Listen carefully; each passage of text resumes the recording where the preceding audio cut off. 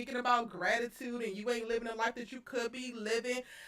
She not trying to take advantage of you. She ain't go run all your damn gas when you gave her the car. Has But nothing she in got her three except, kids. you know what, And you baby? got two. And like I One, I'm said sorry, you got one on the and one on the preview, way. had no problem You with got Karen one saying in she the would shoot her possible, ass. okay? I didn't And I either. know that she said it And, in No, the math part, the retaliation to her coming math. to her the house. math Because is, if you and bring then your ass back, I'm going to he shoot doesn't you. even operate in Still don't have bravado no when he's problem with around it. her. Slide down the wall, He doesn't punch the even air. display that trait. He's just Zach. You know what I'm saying? It's like Lord, that's we such a piss bad people off with thing, that but too, because I the think more some of you the same talk people about it and who the more you really express their examine it, it's frustration with like you that's saying that you still didn't Zach. mind Karen saying that, Yeah, because I'm just commented the same stuff on my channel, and I said, just not having to whoever said subscribe that we to wanted struggle Fatima, that we mode. wanted Karen, or we were cool with Like Karen shooting sometimes, Fatima? yes, We she has to said that work I didn't hard mind to her get, telling her that, but it and shouldn't be I every even damn said thing, and it shouldn't verbatim be in my review. I everything said that it I comes to. believe. I said I don't believe that was the nature of their conversation. Struggle I love said is I not believe that Karen is probably struggle telling love her, is if not you it. ever come to my house And he's again, already shown I'm like gonna it's shoot not you. a struggle with I Fatima. don't Even with mind Fatima her being saying that. And then it's inappropriate so and funny burning because the I'm seeing house, all like these, putting him in Karen ain't Colorado about that prison, life. he had Karen to ain't be about that. angry. Karen ain't He about couldn't that. handle that. Like And so he when jumps she immediately to jealousy with Fatima. He jumps immediately to frustration with Fatima, and it's just her gun in her purse, the same reason why Fatima carries a gun as well, because they can do that. Because one lady was like, well, if Karen was about that life, why she didn't get her gun when Fatima was in her house? I said for the same reason Fatima didn't open her purse and grab hers. They didn't want to shoot each other, because if they wanted to, it would have been Wild Wild West up in 135. But that's not what it was. So I was like, no. And I'm like, Karen is about that life. Fatima told me something, you think you about that life. I am that life. Girl, what makes you think she ain't that life either? I don't understand. Like, Them I don't rednecks thought the same understand. thing. Them I don't rednecks understand. got a couple holes in their asses because they thought the same thing. Okay. Fatima is pregnant. Fatima, I told Erica this, y'all. And I'm gonna keep it cute because I don't want my good sis to get demonetized on this video. I want her to make whatever she's supposed to make. So I'm gonna try to keep it cute and clean. I said the F word. I said the F word so many times watching episode 20. I just couldn't believe what I was seeing. I couldn't believe what I was hearing. I couldn't believe that Fatima's ass was actually happy about being pregnant from Zach. I was just like, what is going on? Are we in the twilight zone? Is Fatima daydreaming like Karen when she thought she shot? I'm not understanding this. I was like, truly, Fatima is a effing clown. Like, and you know what? I used to say this all the time. I used to say, you know what? Fatima is just like the rest of the sisters. She's no better than them. They all pretty much at the same playing field. But I'm gonna take that back. She's actually worse. you think? She's actually worse because when you think about the scenario of this situation, Zach just found out that he has a 3-year-old son he didn't know about. There's a strong, and he got to deal with that situation. There's a strong possibility that Karen is carrying his child, and you're actually happy that you're pregnant by him. In what world would you want to bring a child into the situation? And you're happy about it, and you tell him at the damn law firm while he's watching the old VHS tape of his mama leaving him. I said, Tyler, what the hell was you thinking? This don't even make no sense. And he Uh, was so happy. Shout out to Miss Mamas who told me on my episode 20 breakdown because I had those ready, locked and loaded for y'all top of the day. Okay.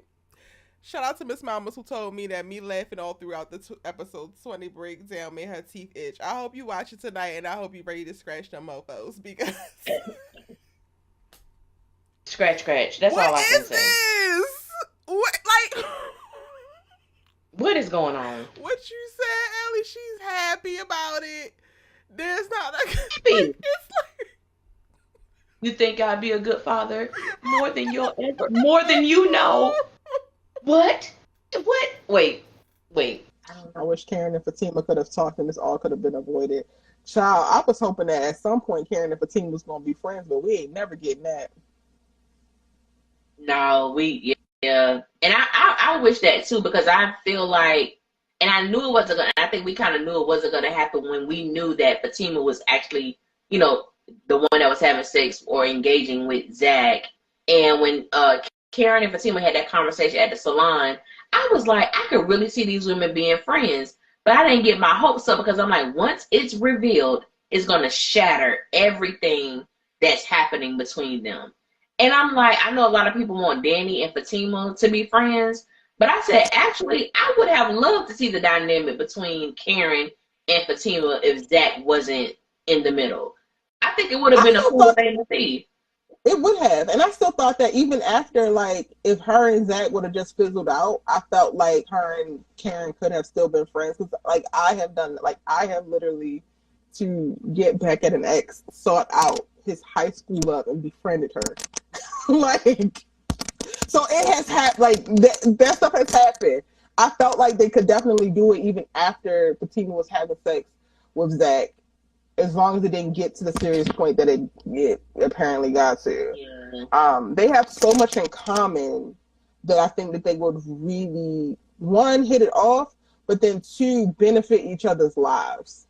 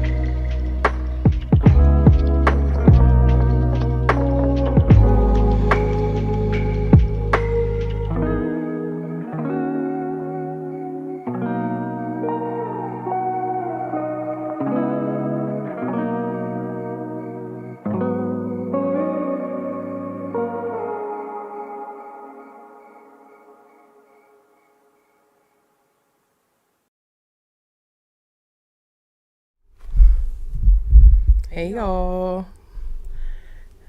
Welcome in. Let me make sure we good with the audio. Ellie, say something for me. Girl. Oh, let me switch this over here. Can y'all hear us?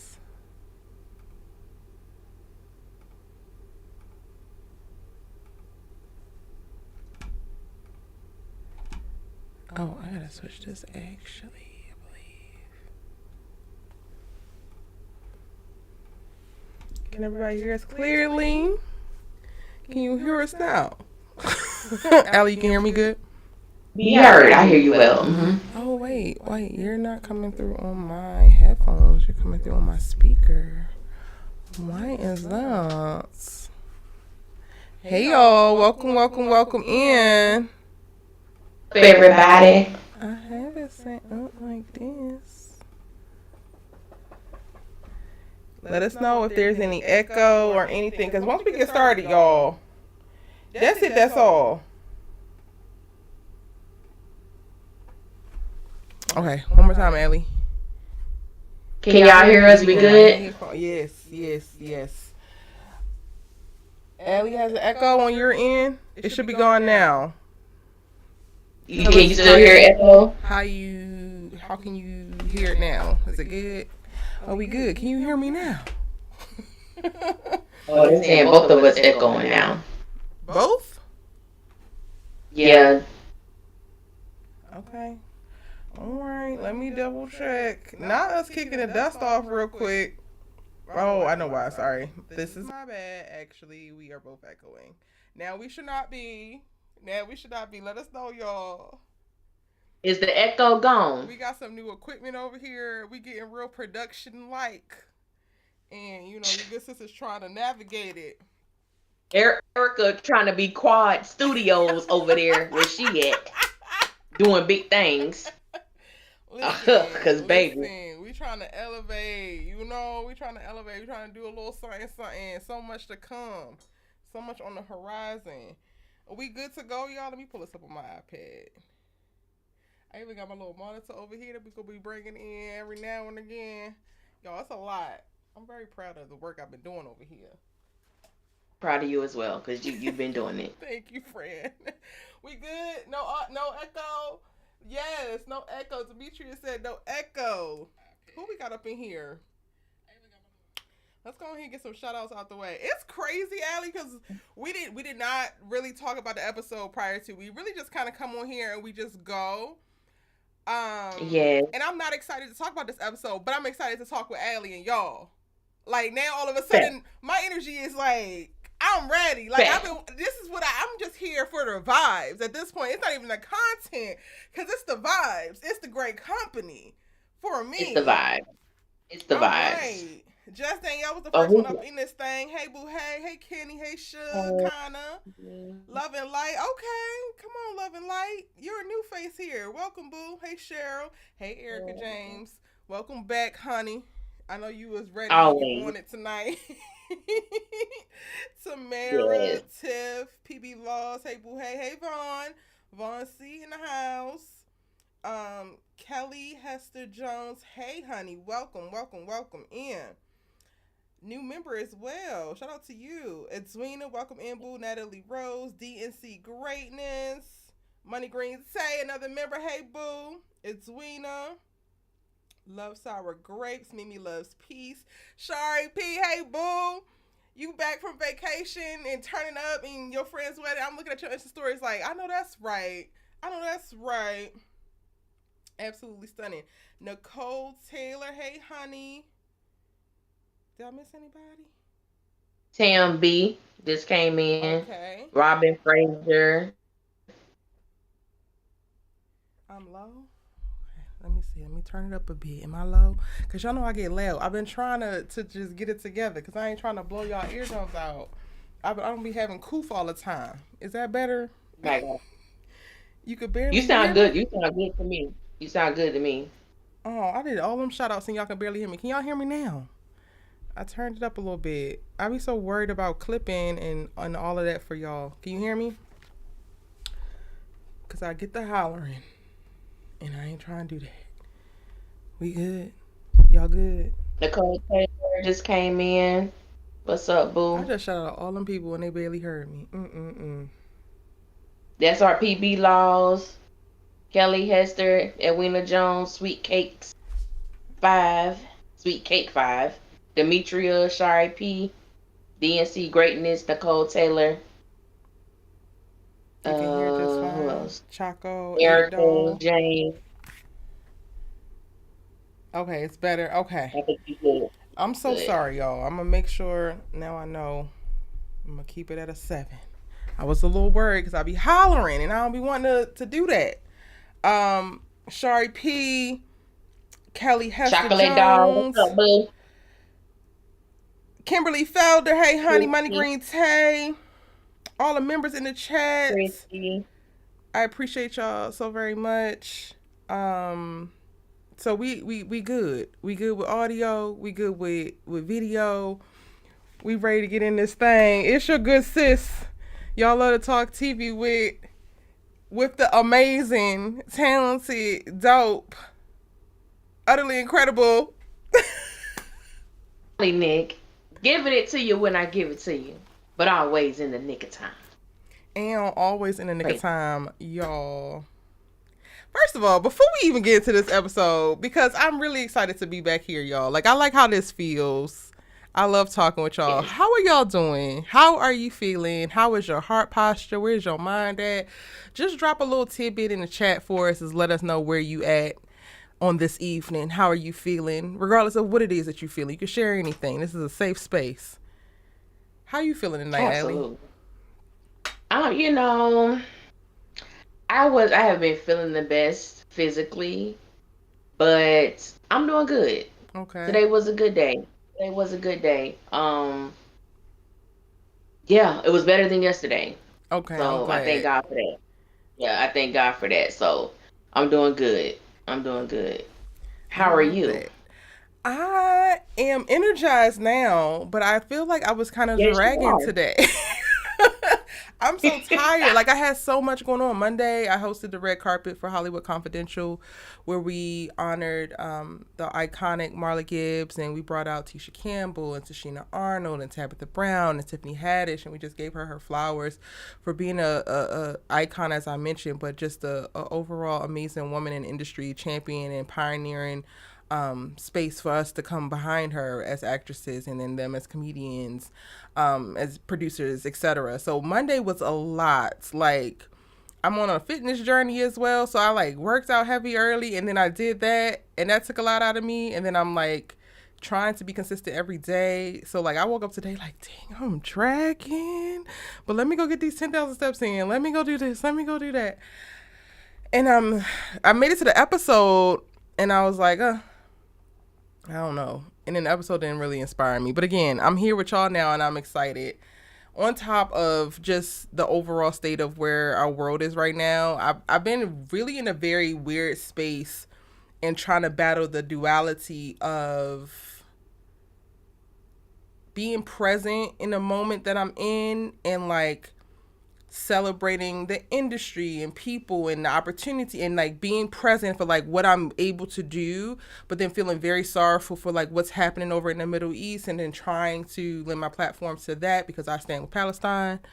So it's been very weird for me in trying to navigate happiness, joy, pushing yourself physically, trying to stay present, but then also understanding how much of a privilege, and then feeling sorry for all that's happening outside of your control. That's a whole lot to say. I hope that makes sense. That's where I'm at. It makes a lot of sense. It makes a lot of sense. I was talking about that earlier about everything that's going on, and I do believe like the duality of it all is one, depending upon what your belief system is and all of that. Like, one, being grateful to God that I am where I am, meaning in the United States. We don't have to worry about certain things, but also being mindful and just having an intentionality to pray for the things we can't control and pray for the people that are experiencing such great loss right now, Yeah. whether it's devastation of their shelter, losing family members. You know, it's a lot. You know, it's a lot. And it's like one of those things too, which understanding that everything does happen for a reason. And it's like, Lord, what is this reason? Mm-hmm. You know, what is really, trying to find the purpose in the devastation, or the purpose in, Yeah. what I'm saying, what's going on. So it definitely plays on my psyche, because I am a person of faith, a woman of prayer, and it's like one of those things where it's like, your faith get tested, especially when it's opposing what you believe and what you don't yet understand. Mm-hmm. So I definitely understand like where you were coming from. It wasn't a lot. I got it. And I think a lot of people are going through that too. Especially with their own walk, with their own purpose, trying to find out what their purpose is, being intentional in their purpose. So it's a lot. Yeah. To try to stretch yourself. And then for those who are parents, those who are married in relationships, it's like these added things, what I'm saying, that's going on. And I think for me, I definitely wasn't inspired by this episode, but Sisters has become like an escape, because I do enjoy going live with you, and I do enjoy engaging with other people to kind of just take a break from what's going on in the real world, and having real conversations for, what I'm saying, a fictional show. Right. So I find happiness in it. Yeah, we gonna keep this going. So we gonna check and see how y'all doing, and then we gonna jump right into the escapism that is Sisters, because at this point it is giving a good goddamn on fantasy fairy tale.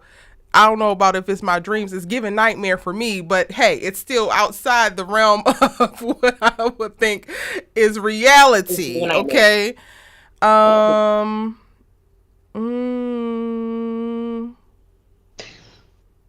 Feeling Kenny Ford says she's feeling blessed, excited that we're back. Erica James says she about to cause a riot on Twitter. We finna go with you. I'm coming behind you. Girl, I'm coming back to Twitter, y'all. I'm coming back to Twitter. It's already put up on my phone, girl. Please tag me. I'm coming back to Twitter. I left. I was gone for a minute, but I'm about to be back with the jump off, and I'm ready to terrorize or bless, depending on where you sit. Hey, Velma, welcome me, honey. Chicago feeling frustrated because I couldn't watch the show, but I'm going to get that tea here. Oh, well, I don't want to spoil. Well, child, it's not really spoiling nothing for you because ain't really much nothing happen. Glad to be alive, sour grapes. Yeah, I appreciate that. I understand that. Good thing I was in there. Not a good thing I was hitting the Mary Jane before watching this episode. Okay. I'm assuming that everybody else who didn't post how they feeling or where they are, that you're good and you're hanging in there. Or you're doing amazingly well, swimmingly well. I hope everyone's family is blessed and you're just thriving. We all just need a season of thriving, okay? Vaughn C says on a serious note, been a somber week, so much devastation happening in the world, staying prayed up. Same. And with that said, let's jump into Tyler Perry land, y'all. Let's go ahead into the Sisters universe. Deep dive. What we rating the episode, y'all? Allie, should I tell them what I told you? The one thing I told you before I came on here? Tell me. Yeah, go tell them. Yeah. I don't know if I'm gonna make it, y'all. I don't know if I have what it takes in me to make it through the rest of the season and to continue on with the show.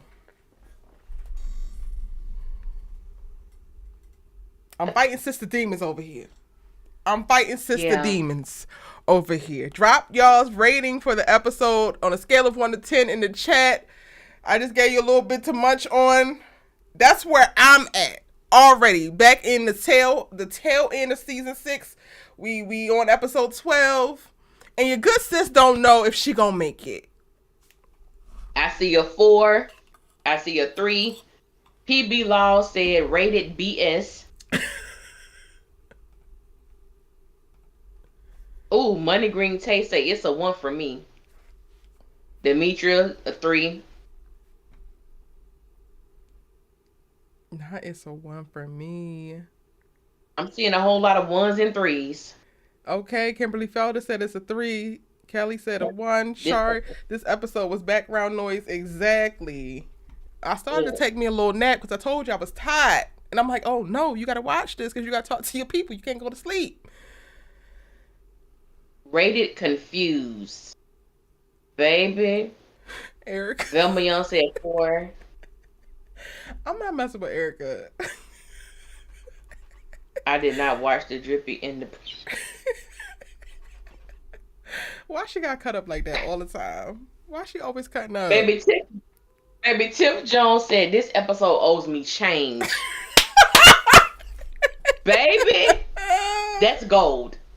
That is gold. I want my change back, Mr. Perry. I sent you to the Tiff store Jones, to get one gold. thing with my change.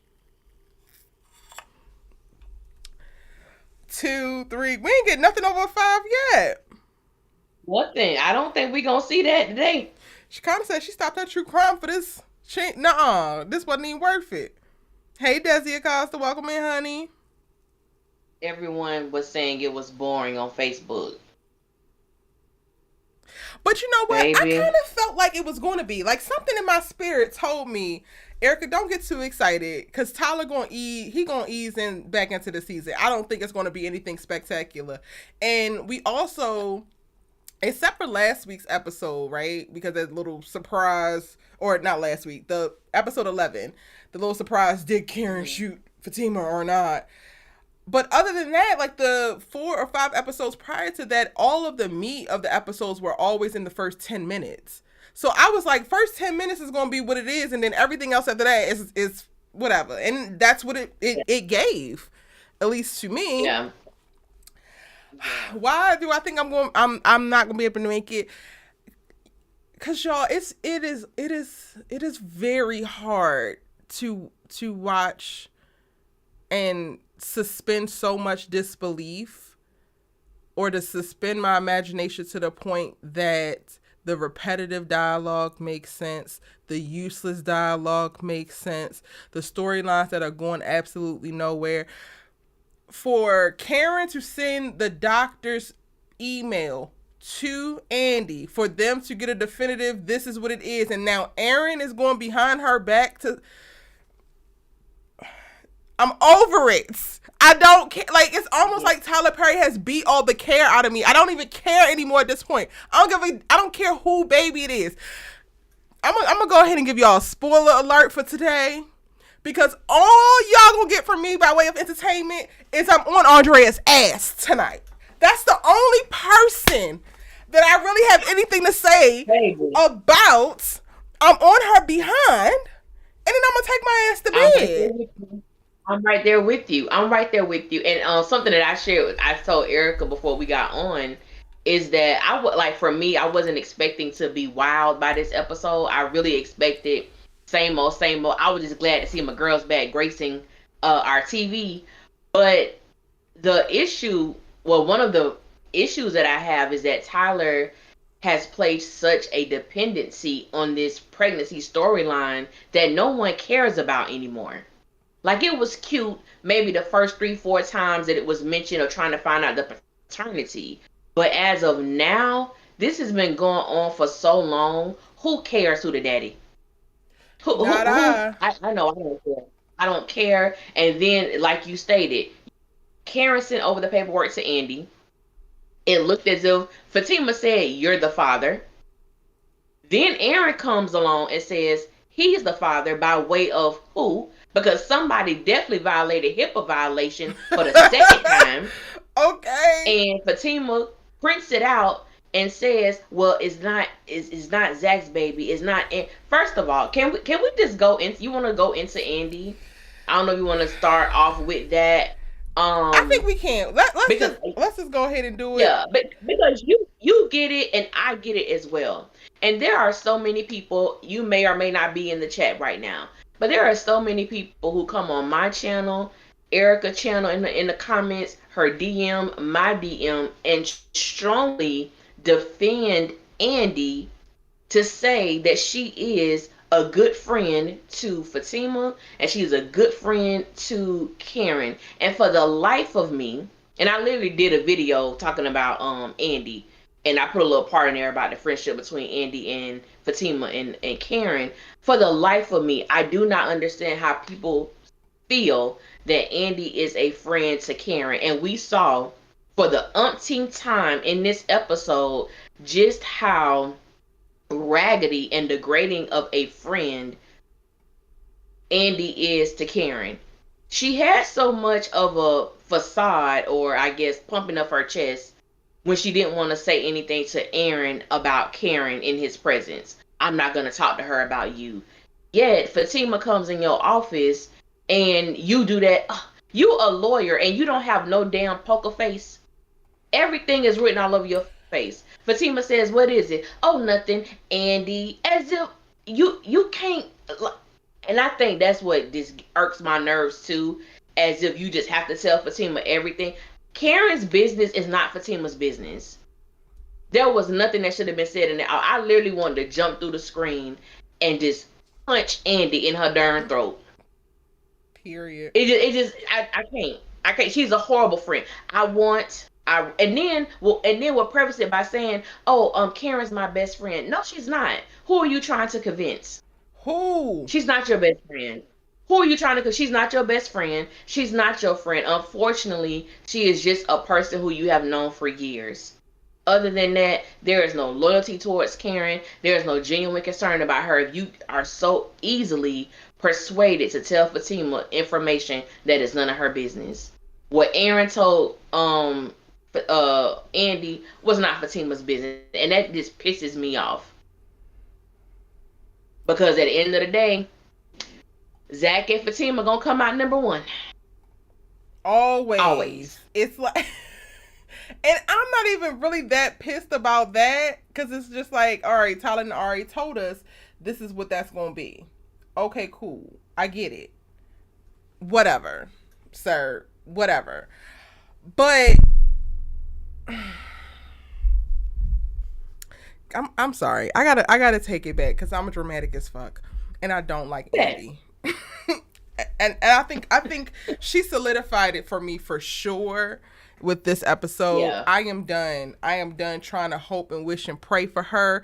I am just over the belief that she is better than what she's doing, and it's just her insecurity and her materialism that just is running rampant, and she's gonna find a way. She's gonna fall down, bump her head one of these days, and then all of a sudden everything is gonna become clear. And now no, she's trifling.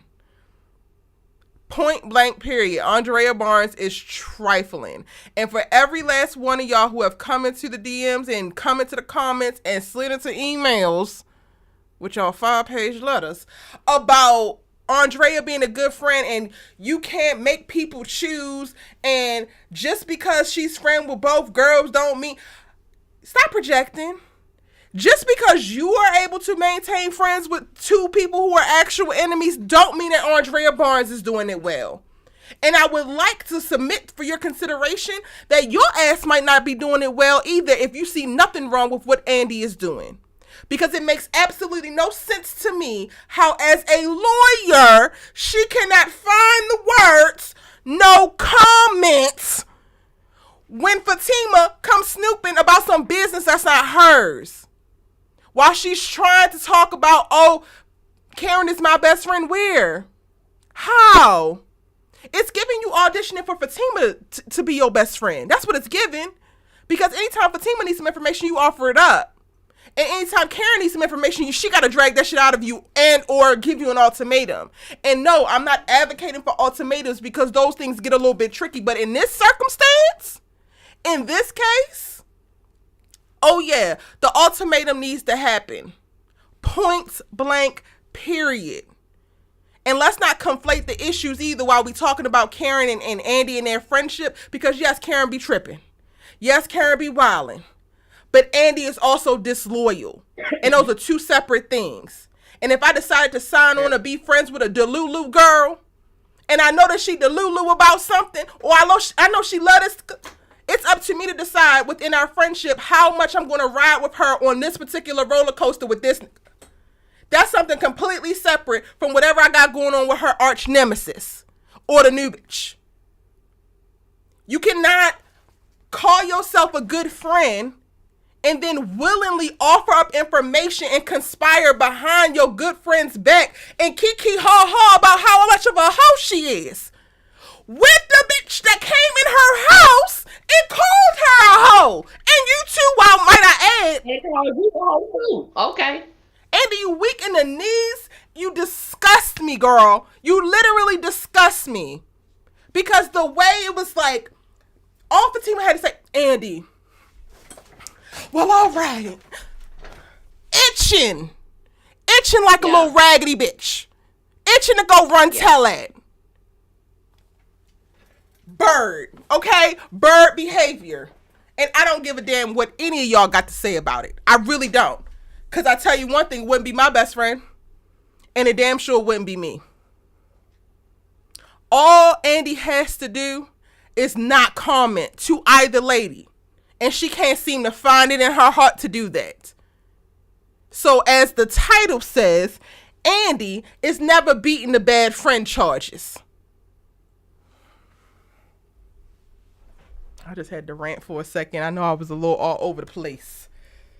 No, you're not. You were on cue. You were on cue. I've had it. Like how I guess really had it, Ellie. Yeah. Even the quick dialogue between Karen and Andy, well, she was, I'm not a person of ultimatums either. But my whole thing is Andy has already made her choice. There is no need for an ultimatum. She's already chosen. So my thing would be, Karen, you already know who she chose. So that you part. Just live your life according to her decision. You ain't got to keep putting no ultimatum in front of Andy. She's already shown several times. She's already proven several times. And for me, the little faces and sound effects that Andy is making, you're doing this for Fatima to inquire.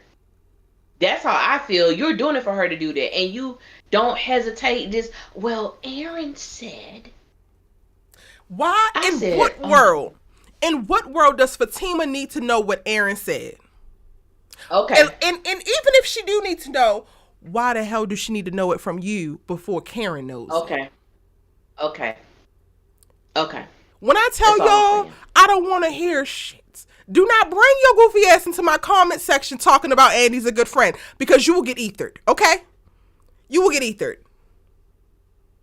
She literally entered the episode and decided to parade her elitist, bougie, bullshit brand, and girl, we're not buying it. Because aside from you being a terrible ass friend to Karen, run tell that and kikiing with Fatima's ass about Karen, which is the problem. It's not that she kikiing with Fatima. So be clear. I'm very clear about what I'm saying. Don't conflate what I'm saying. You can kiki with Fatima all you want to, but why is Karen the kiki? Why is Karen the butt of the jokes? So in addition to her spending the episode doing that, she also want to play cute in Pam's face. She also want to play too good. She also want to play house Negro. Mm-hmm. Andy, go to hell real quick. Because, girl, don't nobody give a shit about what you're talking about. Facts. Andy ticks off so many boxes of that I do not like in people, but definitely women. It's way too much. Like, at this point, I'm at capacity, Andrea. I'm at capacity. You are classist, elite, classist and egregious, okay? That's what your ass is. Pretty much. And then have the nerve to be a terrible friend on top. And then also have a shitty ass life yourself. So you, like, girl, are you going to litigate something around here? What are you doing besides being cute? That's it.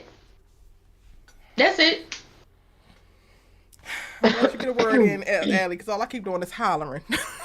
No, trust me, listen.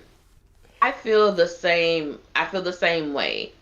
Because this is nothing more than just a continuation of what we've already been receiving from these characters or what have you.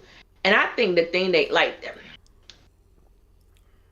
it's so Andy, you know, and there are moments where I have, you know, I don't care for Andy.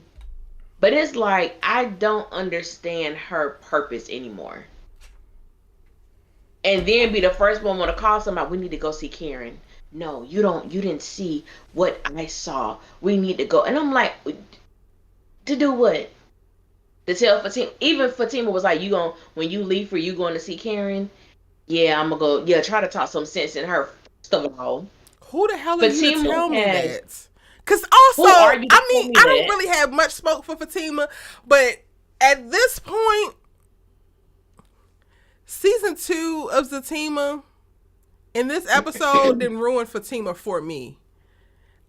I do not hold her to as high regard as I used to hold her. Like, she's just she's literally ANDI 2.0. Like, she's like coming up right behind ANDI. Yeah, but I got smoke for her though. I got smoke for her in the sense I do. I got smoke for Fatima in the sense of I just feel like, and it goes back to what you said. She is like ANDI 2.0 because I believe that Fatima views herself in a lens that she shouldn't, and I think ANDI views herself in a certain perspective that she shouldn't, because the mere fact that you could communicate with ANDI about Karen's sexual partners and the possibility of there being another man other than Zach and Aaron, it's the comfortability for me. Because if you are my friend, you are my sister, ain't nobody even gonna feel comfortable enough saying some mess like that to me. You won't even think about it because I'm gonna check you. And the fact that Fatima no ANDI ain't gonna do nothing, but to me, it's the Fatima has been doing this for the longest because it's been going on since season 2. Well, girl, I know I shouldn't be talking to you about this, but that even when ANDI was like, Fatima, I don't want to talk about it, whatever. Well, girl, I know we friends. I know you friends of both of us. Why you keep doing that? So a lot of stuff that Fatima do, like, it made me lose whatever little respect I did have for her, because I'm like, if you know you shouldn't be communicating with ANDI about this, why are you still doing it? If you're saying, I know this is off limits, but can you tell me? So all of that is letting me know you don't give a damn. You use the way ANDI used you, hell, you using her ass too. Because I used to feel like it was one-sided. I used to feel like it was just ANDI. I'm like, it's Fatima too. But then my thing is used, and then it gets back to the whole thing for the series for me. Using for what? This is all stupid. Every last bit of it is stupid. It don't matter. There is 9 months in a pregnancy. Are we going to do this shit every day? Are they paying y'all the billable hours to come in here and talk about Karen? Because that's all you seem to do up in this mug. That's all you do. The baby is not here yet. She's not even showing yet. Like, grow up. Grow the hell up. And that's all I really got for Fatima right now, because I just expected so much more. Like, we talked about this in previous episodes, how I felt like she was positioned a little bit more perfect than the girl. She came in and she had a certain air about her. She was definitely Tyler's golden character, and she just moved more mature. She moved smarter. She just didn't allow herself to get sucked into the bullshit, in the minutia of the petty drama, and now she's swimming in it and causing it. You came over to her house and you had a plan to talk to her like a woman, but she got the same. She didn't say bitch until you walked into her house. I'm gonna tell you, when I said, okay, I said bitch. When Fatima made that statement, well, I came over there to talk to you like a woman. I said, bitch, first of all, you not barging into my house to have no woman-to-woman conversation with me. You went over there to do exactly what you did. Because in my mind, I'm trying to understand how Fatima even fashioned the words to say, I came over there to talk to you woman-to-woman. About what? Because I want to have sex with Zach? I ain't going to be the last person that have those desires. What, you going to approach every woman who want to be with Zach? Oh, if I gotta kill all the women, all the bitches. Great, girl. Like, what go ahead. Like, what are we talking about? Like, You Tyler don't need to Perry, talk to me is it about crack? a damn thing. What the hell is it? You doing something, but you don't need to talk to me about a damn thing. And I guess for me, it's like, because a lot of women love to have woman-to-woman conversation. Okay, pause here. Okay, go ahead. Because I was one of them. So, like, I want to be clear, y'all. this shit that I say is coming from a very real place. Some of y'all be yapping and using y'all Twitter fingers, talking about what you shoulda, coulda, woulda did if it was you and never been in the circumstance. I have met the exes or the wannabe new. Like, I have rolled up, like, to deal with, and that's when I learned, never do this dumb shit again. This is dumb as hell. And the problem with Fatima, don't lose your thought, because I'm going to come back, Allie. The problem for me is not that Fatima is doing something that women will do, it's that she keeps doing it. You started this off understanding where Karen came from, forgiving and providing grace and seeing yourself. And I could only imagine what Fatima was like with Ian. And I know Ian did her wrong, but I know that she gave them just hell. Okay? I know that she gave people hell coming up behind Ian. And that is why I respected her so much, and like how much empathy and grace that she had for Karen, in that she was able to take her past and see it and just move with a certain level of wisdom that you get once you actually are self-aware and you have a little bit of emotional stability to you. And now it's all gone, and it's just like, no, I'm just gonna do all this goofy just cause. You know better than this. You know, what is going to the woman supposed to do? After the man then picked her up and swung her around outside of a burning building that he thought she was dead in, and almost lost it. What you gonna go talk to her for what? What? Go ahead, Ellie. No, I'm just saying, because I've never had a woman to woman conversation that I've initiated. Ever? Oh, but you've had never. them come to you. I've been on the other end. Okay, I've been on the other end where someone has, came to approach me, whether it was, face to face or through email. Now, the old Alicia, I'm gonna try to make you feel this small coming to me about a man. Because I want to make you feel like if you were handling your business, I would not be an option. If you were working it the way you should have been working it, I would not have been an option. If you were communicating effectively, if you were making his needs a priority, like I want to make you feel so small back then. Now, a matured version of myself, I've had to deal with that on another hand. And my thing is, we have nothing to discuss. And that's the end of the conversation. Mm-hmm. Don't talk to me about, that's your man. Don't approach me about no man. Ever. Because it's not going to be what you want. I don't have conversations. We have nothing to discuss. That's my go-to line. You have something to talk about, I suggest you go and communicate with him. I don't have no loyalty to you. Mm-hmm. Not that I'm here trying to, mess with someone's man or nothing like that.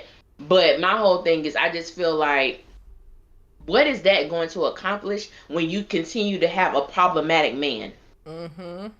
Like that's my issue. You have a problematic fiance, and you want to go to the woman. And someone said, I don't know who, I think it was PB Laws, maybe, who said something earlier about it. It seems like in this episode, Tyler was writing based on comments that I know I've read when Fatima made a statement that it's not even one of them. It's not even us. It's the outside forces. Outside forces. Oh, damn, baby, this ain't no damn poltergeist. Candyman at cemetery. This ain't no outside forces, no demons. It's y'all. It's y'all. Damn outside forces. It is definitely y'all. Like, Ellie, I'm just. It's an echo.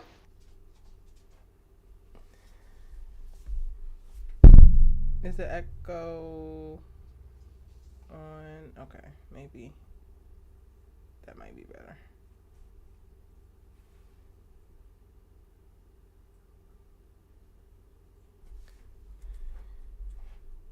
Go ahead and talk, Ellie. Is it better now, y'all? Is it better? Is it better, you guys? Hopefully you can't hear no echo. What you said, not the 80s movies. Maybe that's why I was crazy. Call them all that. Poltergeist, Pet Cemetery. Yes. They just made me so upset with that one. it's the outside forces against us. Please. Nobody cares. Is that wrong to say? What? Nobody cares about what? About them. No. Nobody cares. No. And that's And what honestly, it is. Like Karen don't even when really Jack, fully care like that. Like, Karen, it's the outside. No, okay. when Zach told Cameron, what's wrong with you? What's wrong with you? You know what's wrong with her? What's wrong with you?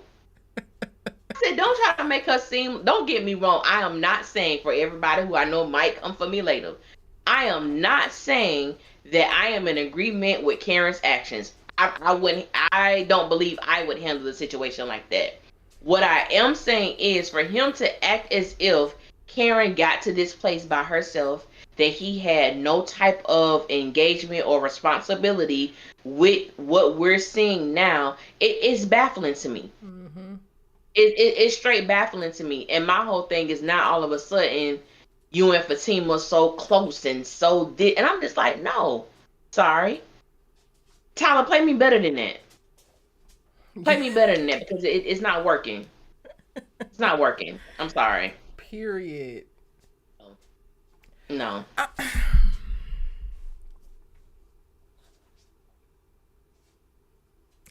I just didn't. I really, even now, don't want to believe that Fatima is a bird.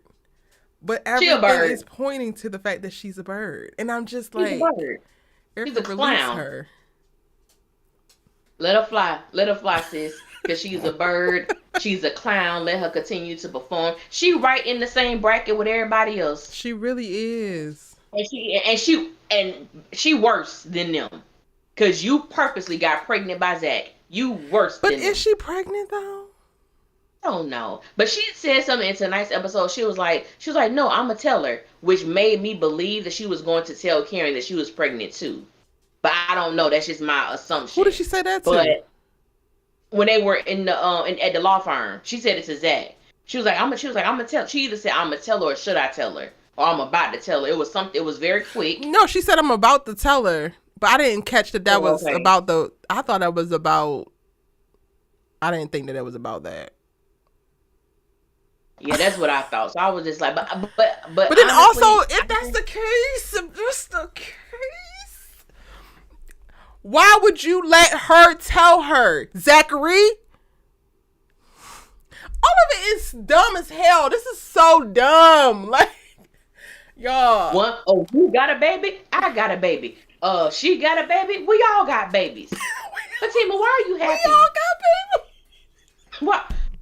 You saying it like you done hit the jackpot. I'm not understanding. We all got babies.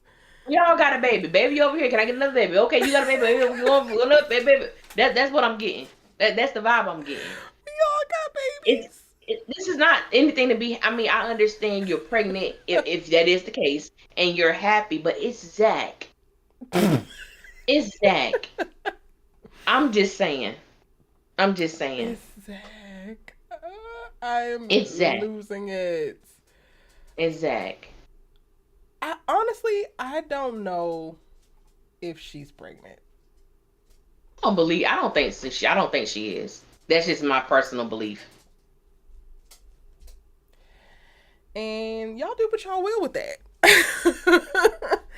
I like I said, I didn't have a ton of smoke for her this episode. I was annoyed with the whole probing of ANDI and like, are you gonna go talk to her? Maybe you could talk some sense into her. Has she been able to do it? Okay, like, you know what? Let's actually break it down. Like, I don't watch football, but I'm gonna act like it for a second because I love how the little commentators be doing a little play-by-play with their little X's and O's.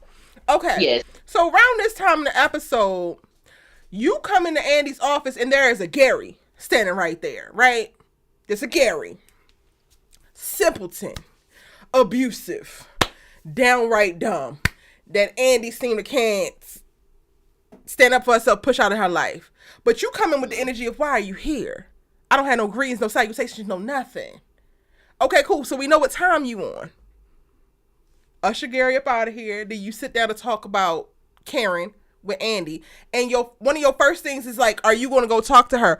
What exactly is the woman who cannot get Gary out of her life supposed to say to anybody else?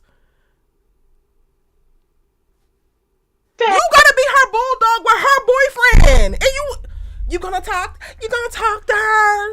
You gonna talk some sense into her. Andy can't even talk no sense into her goddamn self. Andy don't have no sense. So how she gonna talk somebody else into getting it? She has none. She is a senseless You gonna talk individual. some sense into her. Meanwhile, you are a witness to Andrea Barnes being completely deficient in sense. Are you gonna loan her some? Oh no, you don't have none either because you walking your ass into people's doors.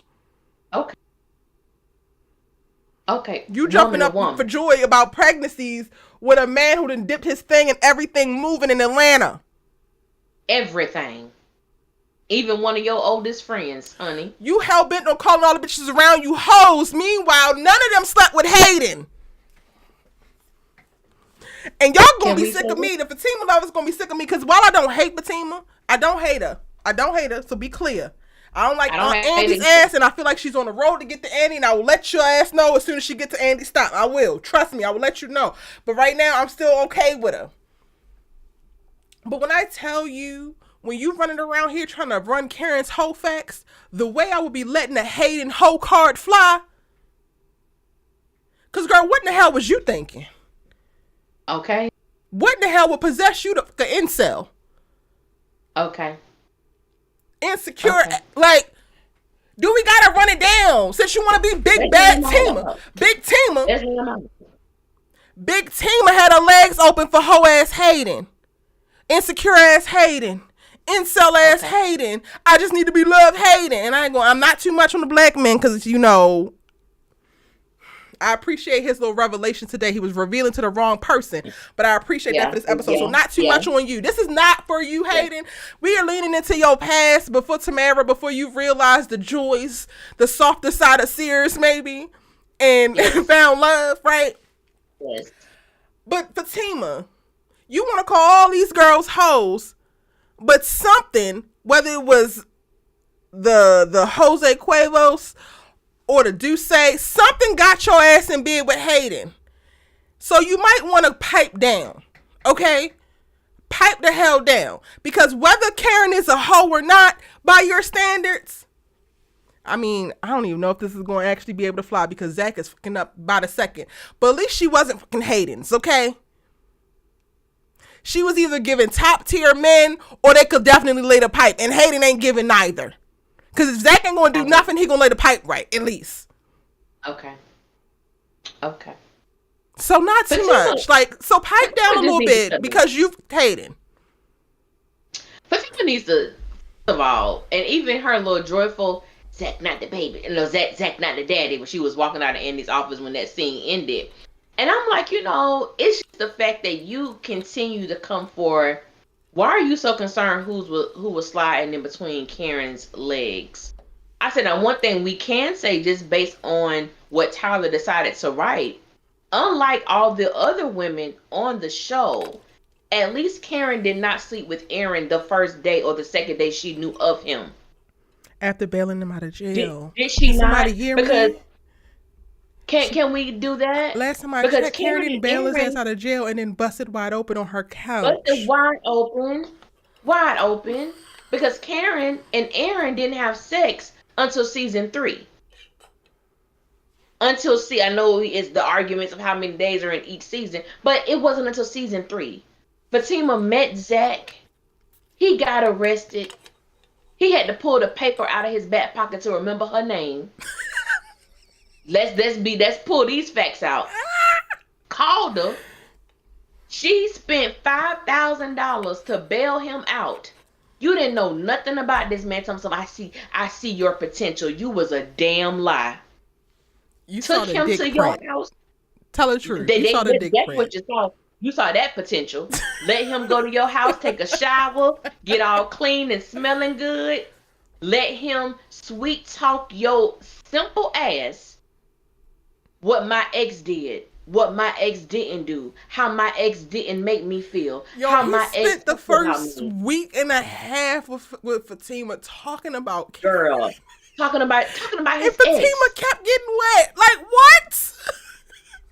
Do you want Karen? Because the ex show was making you spread them legs wide open, sis. That's all he talked about. To the point that you had to say this is a no X zone. So do X's turn you on, Fatima? Something ain't right. Something ain't right. And all of this was gone unsaid until she started to do just a little bit too much with the whole stuff. Like, it trying to run Karen Holfax with her best friend at work. What? Low. It's just low. At this point. It's so low. It's low. And y'all want to come for Karen. Karen is crazy. Karen is delusional. I don't know if we have scenes to go to where Karen is spending this much time talking about Fatima. Yeah.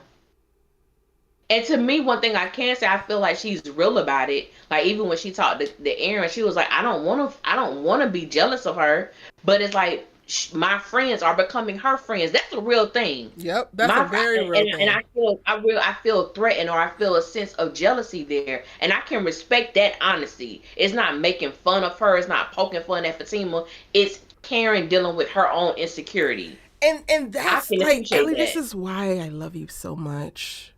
Because it's that nuance that I think is so easily missed with this audience. When people can't understand why I respect Karen, or why you respect Karen, or why we like Karen. Yeah. This is how I could get jiggy with you handling your unpacking your insecurities. Karen's jealousy of Fatima does not look like her sitting around like a catty ass bird in that shop talking about Fatima. If she wants something, she's going to do it. So she want to sleep with Zach, she's going to say it. And it might not be the right decision, but she's going to take action. She's not passive, and she's not pussy about it. At all. But Fatima wants to kiki him and haw about Karen at all times with Karen's best friend, knowing the damn like, it just gives bird. It does. Girl, if you really about this life, you am this life, then be about it. Then have more smoke and be on the damn offense if you really want to comfort her like that, but you don't. Unpack the fact that you were actually jealous of Karen too. And that's the part that I don't like. Like, we get to see Karen's jealousy and insecurity play out. She might be making rash decisions and jumping out the window or cool, like whatever. Got it.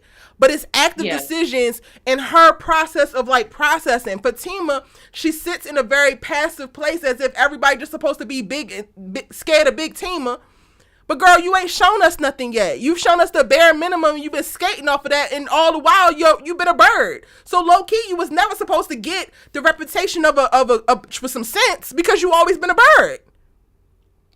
You're not showing us the real. You're not showing us the emotionally intelligent and stable woman that you were initially alluding to be. Because what does that look like? What does it look like for you to be jealous of the ex, but you still have the man? That's a very real thing. It's a very real thing.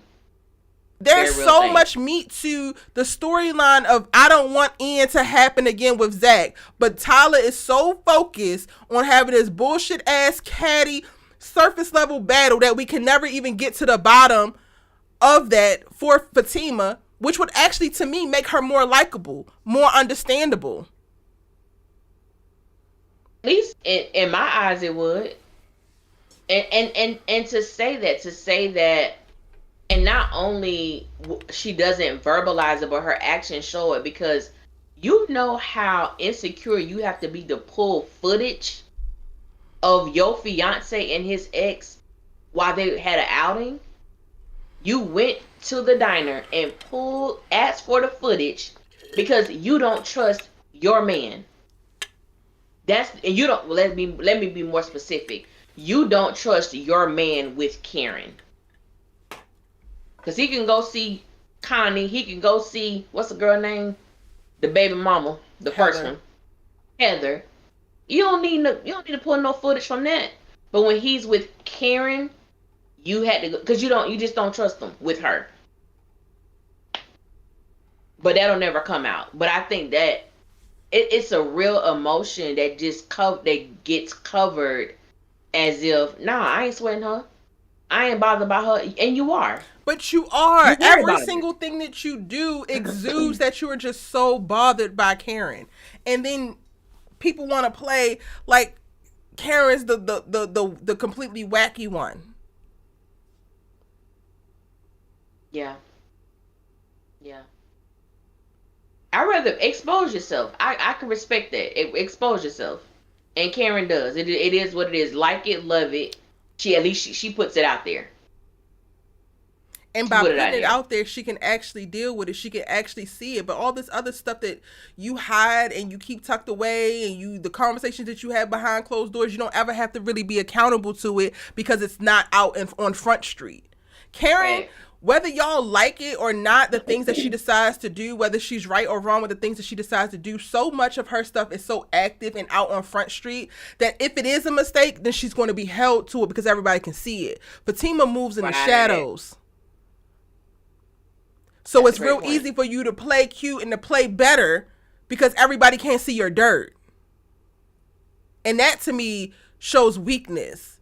I feel like Karen is like literally the strongest character on this damn show. And people want to think that I'm crazy for saying that. But that to me, showing exactly who you are and moving in that is strength. Hiding, tucking away in Andy's little goofy ass office and Right. she got how many bodies? Right. And he's ex baby. That's some weak shit. Okay? Facts. I feel you. I agree. Von C says Insecure been saying it for seasons that Fatima is insecure where Karen is concerned. Yes. She is. I don't know. I love Karen as a character. Of course we knew that she did not actually shoot Fatima. I liked how he handled it. I liked how she got all the way to that point because she had got there. She had planned on doing it. I ain't gonna I was front. like, Karen, when oh my Karen, God, when she's in Karen this did bitch. that, when she did that, like, oh, I done came back to reality. I said, Wait a oh, minute. y'all better stop fucking with But her. I really could shoot this hoe. Like that's like that's what like I really could shoot this hoe. Let me come back. It's like, don't take. Oh, wait a Let me minute now. come Wait a back. minute. Ain't nobody say do that. Don't nobody say do that. Don't nobody say do that. Yeah, no, we don't want that to happen. We don't want that. And that little face off. So I'll give Fatima this. I appreciate her for apologizing, but I don't like how it was like a backhanded ass apology because she was trying to do something and Karen interrupted her by calling her. You weren't trying to do nothing. You was trying to be messy, but we're gonna take this half-hearted ass apology, girl. I'm not taking it, Fatima. I'm not taking the half-ass apology. I'm not taking the apology. You can keep your apology. Allie, we cannot not take hers because Karen kind of gave one as well. Well, she didn't give a half-hearted one. She just gave one with a shot to it. She said she shouldn't have tried to sleep with Zach because he ain't never been.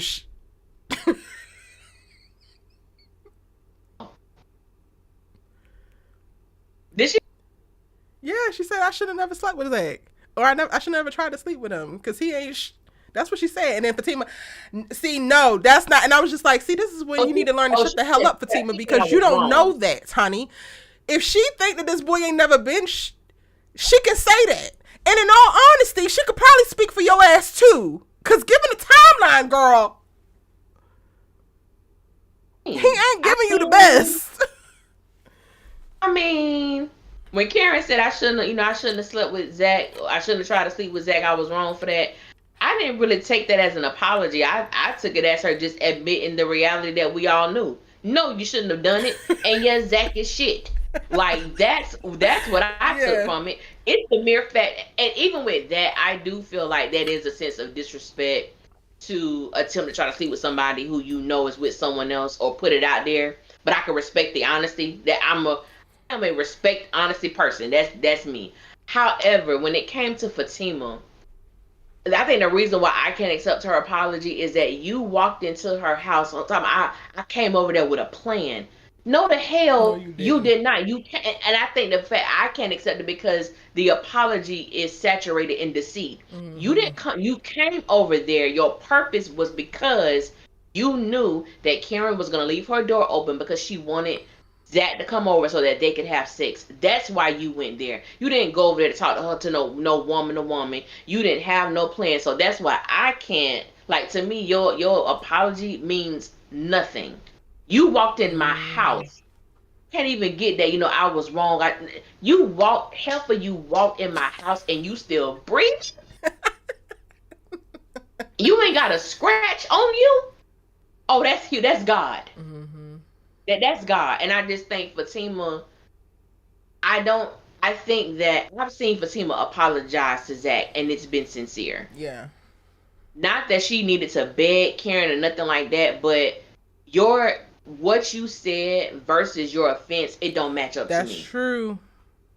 All right, so I take it back, Fatima. We ain't letting that ride. No. Mm-mm. That's I ain't true. Giving her The that apology did not fit the offense. Mm-mm. You walked in my house with your toes. Only thing keeping me off your ass is that baby in your stomach. Oh, really? Oh, but not your baby. And then, can we go back to that night real quick? Because what behooves me was... what behooved me was... What behooved you? You came over there with a plan to talk to Karen woman to woman. And it was going to be peaceful, cool, whatever. And you feel like all just that she run with is some hoes. Meanwhile, you got the shucking and jiving and performing because I guess once you overheard her saying that Zach was going to come, you felt some type of embarrassment and like, if you don't respect these women, if you don't want to be friends with these women, if you don't care what these women think, then why would any of that change your plan? Thank you. It wouldn't. It just simply wouldn't. No. If you actually had one. But I think it's a little bit of a combination of both. Fatima really want to be down, and I think that annoys me as well, because you really do want to be a sister. You really do. Like, let's be clear. You really do. You really do. But then you also really want this man. And it's just like, I would have thought that she would have been able to navigate this better. Maybe that's what I'm struggling with right now. Because I really felt like Tyler gave us a character that was going to be able to navigate the complexities of this. It was going to be awkward, but it wasn't going to be messy. And now it's like, no, it's going to be bird brain messy. Every ounce of it. And he just made Fatima's fall from grace so quick too. Because even that, like, you call all the girlfriends hoes, but you want to be their friend. You aspire to be Andrea Barnes, the biggest hoe of them all. She's Captain Hoe. To infinity and beyond. Push her little button like Buzz. That helmet flip back. She ready to get on her knees and serve. That's Andy all the way, okay? That's Andy all the way. But you made a great point because, and I think people forget that too, is that not only does Fatima aspire and has been inspired by Andy, she wants to be friends with these women so bad. Because I'm like, let's not forget the show. I know for us it's been about 4 years, but for them it's been 8-9 weeks. Fatima, every chance she got, I think your group is so cool. I really want to hang with y'all. I like being around y'all. She said it all the time, and I was like, where the hell her friends at? I've never seen a woman. And we do understand, but I'm just like, these are women who you want to be with. And I know people were saying, I know a lot of people were saying they're here for this. They want to see this Fatima and Danny friendship, which I don't think will ever happen. But I'm like, you feel like that was your way of getting in by calling all them hoes, by walking into like, I'm not understanding that. And I'm like, I just find it so interesting that that's always the place that Fatima goes with these women, is their sexual history, as if hers is squeaky clean. That's the part I don't get. And then quiet is kept, y'all. Quiet is kept. Who gives a shit? Because I'm talking about it now because of how they position and how they quantified hoe and how it's a derogatory term specifically for this. But I use the word hoe all the time interchangeably for girl. Like I am not tripping about your hoe facts. I'm not tripping on your coochie miles.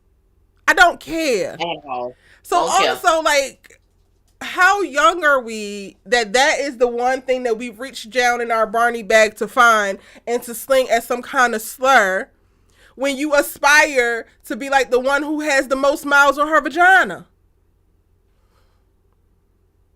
Or maybe Danny got the most miles. I don't know. It's a tie between Danny and Andy. Danny might be in the lead. Danny might be in the lead. I mean, but Andre is a close second, god damn it. Yeah. She is close. She is close. Yeah. That was something. Know. Maybe I did have more problems with Fatima. Maybe I'm still like...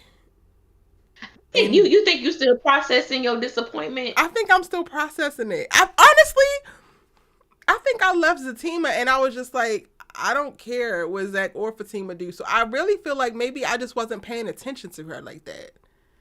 Okay. So like everything that I didn't expect anything of her. When before I used to come into episodes like, okay, she gonna be sensible, she gonna keep it cute, she gonna be the wise one, she gonna have an emotional moment, but she gonna be able to pull it together. Yeah. Now I come into the episodes not expecting the worst, but maybe expecting the worst. Because we've seen her fall to such low levels that I didn't even think that she was capable of. So I feel like maybe I was disappointed in her in this episode, but I just don't care anymore. So it didn't stick out to me. I got you. And I think my issue has always been, and I'm just put it out there, somebody catch it if you want to catch it. For the past, since we've met Fatima, it amazes me how she's been skating through this entire series without a damn storyline. Speak on it. Fatima, people love, and I've seen so many people, Karen has no storyline without Zach and Fatima. That's a lie. Karen is their storyline. Karen is the way I get that message so much, and I just be like, am I on crack? Because like, what is it? People be so serious. Karen needs to get a storyline. Honey, she is the moment. Yeah. Because you're talking about. She is the storyline. So when I see that, and I had a dialogue with someone, and I said Fatima has been skating her ass throughout this entire show without a damn storyline. Everything she got going on is attached to Zach. I said, hell, Tyler Perry created a whole nother show. He named it Zatima, but the show is about Zach. The show is about Zach. I said, so when I see stuff like that, not that I feel like Fatima should have something outside of him. Something that has, the one lady was trying to, girl had the audacity. No, because how is she going to have something outside of him when she's sacrificing everything for him? As a good black woman should for her man. As a good black woman should. Get you a man. Drop your ass out of law school. Give up your condo to go to a 1-bedroom duplex and let this man shit all over your 3-bedroom 2-bath that was perfectly decorated. Girl. The best storyline that Fatima has had, the kind of storyline was her getting rid of Belinda, but then he didn't even give us a full arc in reference to that. Like, we could have had so much more in the process of like releasing toxic, problematic ass friends. And shout out to the commenter, which I am doing so much about it. I am in a new season. We are walking with more intentionality. We are getting very specific. And I'm letting these hating ass comments ride. And I'm just going to keep it pushing. But I saw it. I saw the comment where the person was like, Andy needs to get like Fatima and release her toxic ass friend. Oh my God. You thought you ate that little wine? You thought you ate. Nah, baby. Nah, you didn't. You didn't. Andy is the top. Baby. Anyway. She gonna release herself? Andy gonna release herself? Maybe she can. Who knows? She can. Somebody asked us about cut the problem out, and you are the problem. You are the problem. You're the problem. Sis, you're the problem. Oh, my word. My word. Wait, we We have not been in the chat. Have they been dropping some real tea? Somebody real asked us gems? about about Sabrina. Listen here, Sabrina about to be a front runner for me. All I need now is for Tyler to give her a real storyline. Sabrina, I want Novi to have so much more I really do. because she is able to do so much more, and I want to see that for her. How I feel about Sabrina in this season of Sisters and what we saw tonight is I wonder what she thought Bayo was going to want.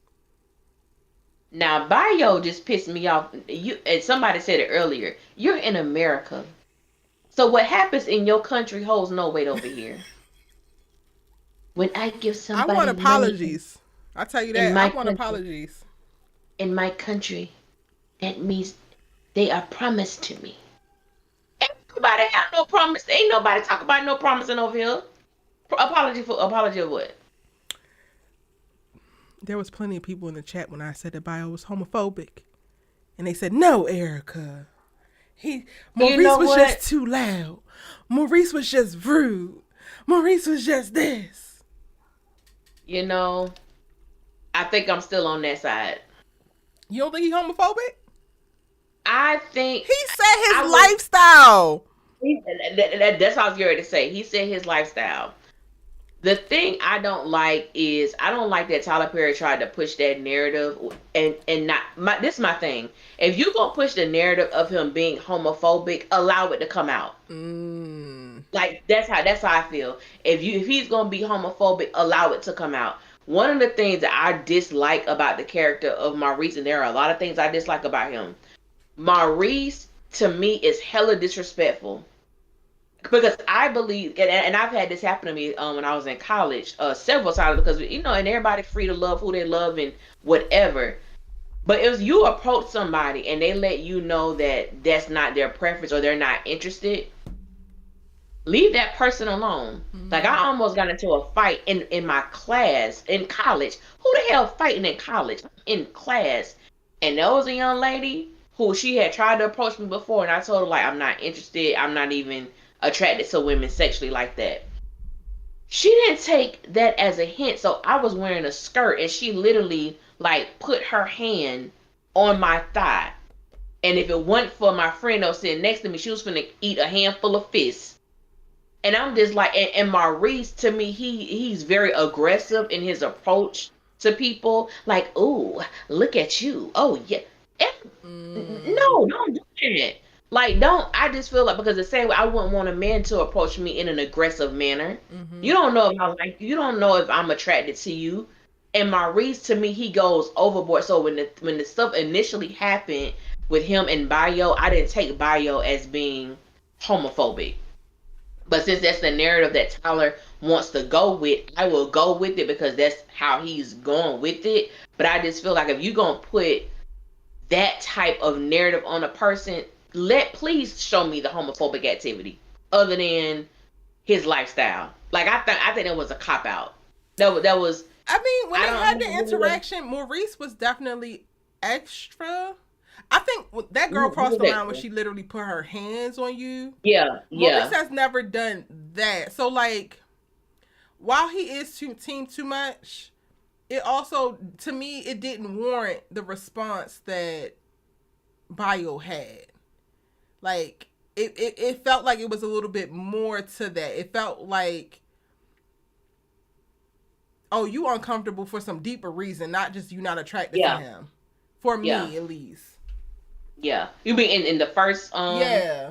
When he first when it first happened. So I don't know. And then for us to be moving into this, I guess, misogynistic era for for Bayo, which is also seemingly coming out of nowhere, because it's just like, this is just a writer thing for me. Another one bites the dust. So better. It could just be set up so better. Another one bites the dust. I'm like, don't get me wrong. I knew Bio wanted something. You're not going to give somebody $1 million just for the hell of You it. could. But This is your world, Tyler. He could have just gave her the money and wanted to really date her. Like, why do we have to go down this? Like, to me, that's the most predictable thing. I can't. Sorry, I'm about to. it was. It was predictable, but it was just like, but it was, I think for me, the way that the one of the reasons why I say another one bites the dust is because Bio didn't mention anything about wanting to marry Sabrina or wanting her to be one of his wives until it seemed like she was gonna distance herself from him. Now I was like, let me throw this wild card out here and say X, Y, and Z. And it's like, but you weren't on this type of time before. Excuse me, but now this what you on? Nah, bro. Right. But I'm like, this, to me, that was a typical Tyler move. Typical Tyler. That And junk Sabrina came sitting out there of doing nowhere. Huh? That junk came out of nowhere. It can't, yeah. Literally.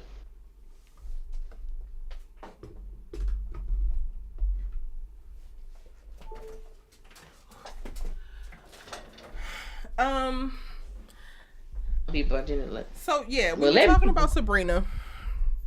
Yeah. I love Novi. I think she's so talented. I love how Sabrina the character looks.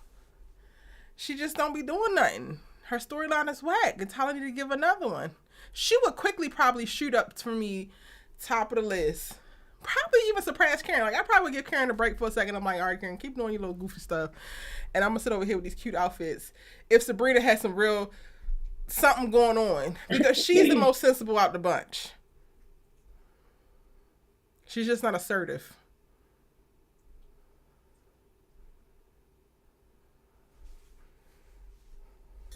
Well, that says a lot, but that don't really mean a lot either.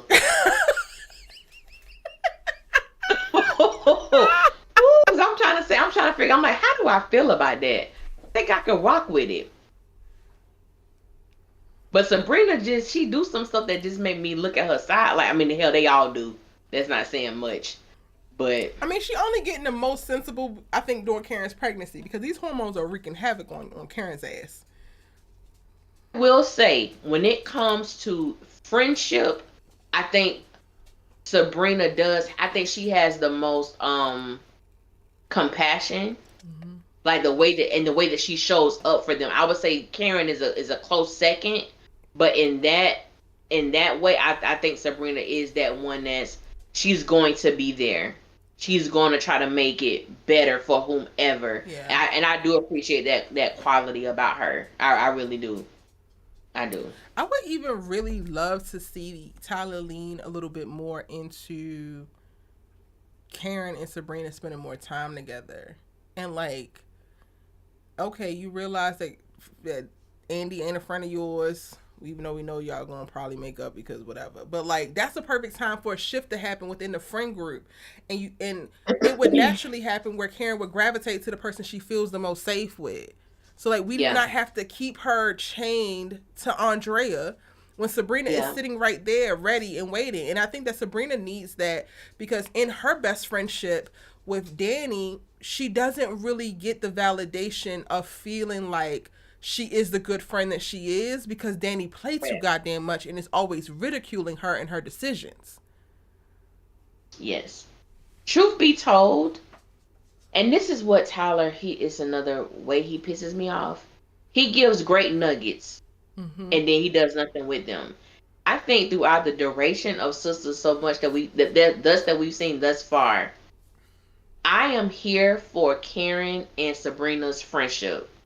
Just the little things that we've got from them throughout the series, it lets me know, and I hate it, but a lot of the things that happens between them is off screen. Like, we're not privy to that, because it's evident that Sabrina and Karen have conversations that Andy and Danny are not privy to. Yep. And the way that they talk to each other is very different. And I'm like, I am here for their story. I'm here for their friendship, because I remember it was one episode where Karen told Sabrina, like, you told me stuff, how would you feel if I told them? because Sabrina was like, y'all don't never tell us stuff. And she was like, Sabrina, you tell me stuff. Yep. How would you feel if I told them what you shared with me in confidence? So it let me know that they do share, there is a sacredness there between them, but for whatever reason, as you stated, Tyler wants to keep it separated. Andy and Karen are one, Sabrina and Danny are one, yet they don't get the fulfillment in those dynamics. So Yep. I would love to see that shift, that switch happen. I really would. Mm-hmm. That would help elevate the series so quickly, and then it also would give Sabrina. I mean, she would have to have something outside of Karen, but like that would instantly elevate her storylines. Yes.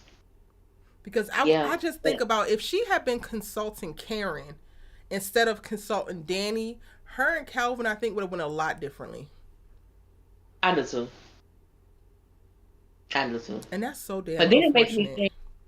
it makes me think about what we know that's coming up for Sabrina in season 7. And I wonder if that's gonna be like the open door to Karen and Sabrina having a closer dynamic that we can see on screen. Yeah. I wonder. But I guess we shall see. We shall see, child. All right. What else happened in this damn episode? Mr. Gary. It's the him sitting at Hayden's desk for some fake ass tax work for me. Don't you have an office? Don't you have a job? Like, why are you here? Why are you here? Gary ain't got no friends. And I think Gary is using work as a way for him to be in what's the band name? Hayden's presence. Cause what other communication or brotherhood do you have outside of Hayden? None. Why are you there? I think you like him. I think you like him. You want to belittle him and make him feel, but deep down inside, I think Gary appreciates Hayden's presence.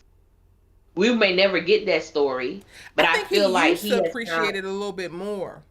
I think that there was something that was happening for Gary that when Hayden is in the room, he might not be the worst. But now that Hayden has found love, he's back to being the worst. Yeah. Yeah. Yeah, I don't think that he actually... And the craziest thing is, like, I don't think that Gary actually wants friends. I think that Gary knows that he's a trash individual. The arrogance. Shout out to Cheeto because he played it down, okay? He played it down in this scene. But the arrogance that Gary moves with to be a hot trash ass mess is I'm befuddled. I'm just really befuddled.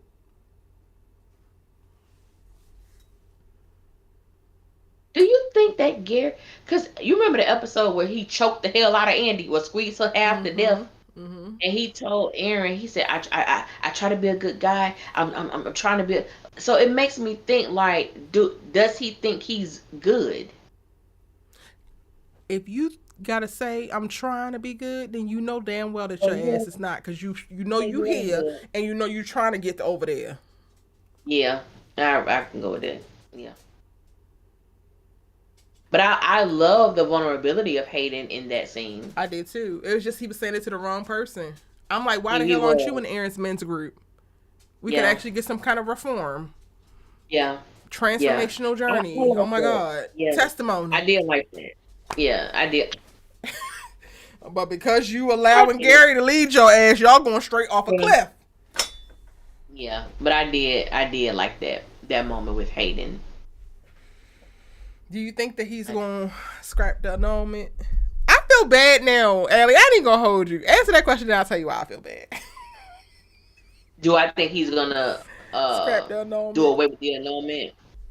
I think the only way he will do away with it is if Tamara comes back. But I think if she stays distant, I think he will go ahead and annul.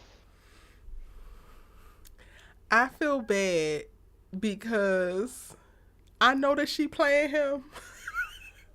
I was just about to say, do you feel bad because you know Gary, right? Right! I feel bad because Gary is and right. I don't want to give him that credit, but he's right.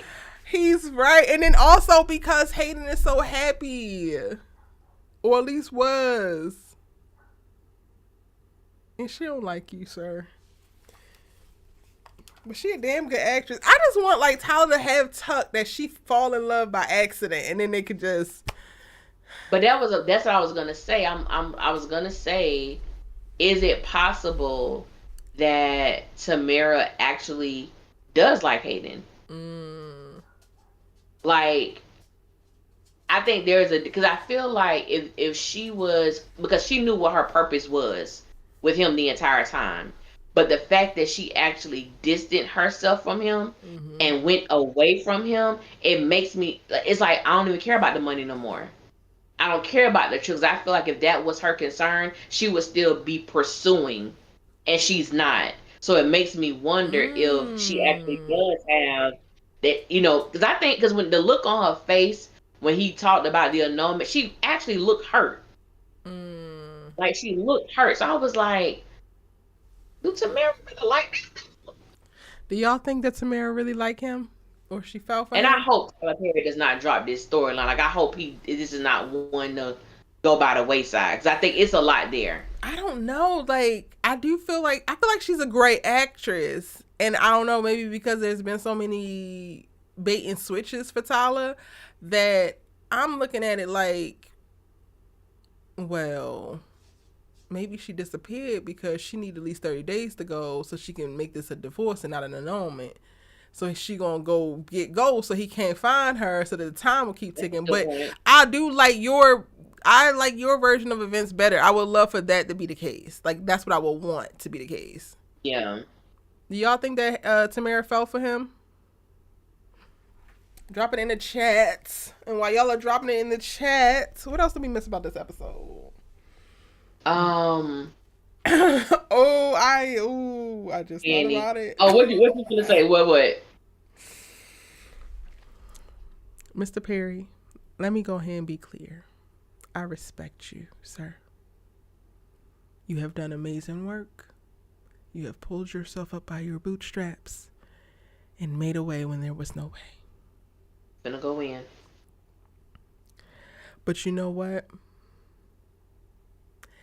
Ain't no way no woman is going for no stalking ass nigga at the airport, sitting outside when I arrive to work, when I leave, and when I go on my goddamn breaks, listening to every last conversation. He know what's on my sandwiches. He know what's in my weed. What is wrong with you, Tyler? Is it crack? What is wrong with you? That man started talking and he wouldn't stop, and I said, I'm glad Danny don't carry a gun, because I would have wanted her to shoot him right then and there. Put that man down. Because what? You think that this is romantic? You think that... Fellas, do not do this goofy shit. Don't say nobody ain't tell you. Because you do that shit to Erica and it's going to be a problem. I'm going to jail. I'm going to go ahead and let it be. Said, what was that random scene with Danny and Tony? Now, he know everything. Because isn't this supposed to be her new man? Yes. Okay. I would have rather Tyler brought Tony's ass over from Zatima. Because why would you start that relationship like this? This is not okay. This is not okay at all. You guys are dangerous. This is why we don't feel safe. Y'all are dangerous. Oh, that man disgusts me so much.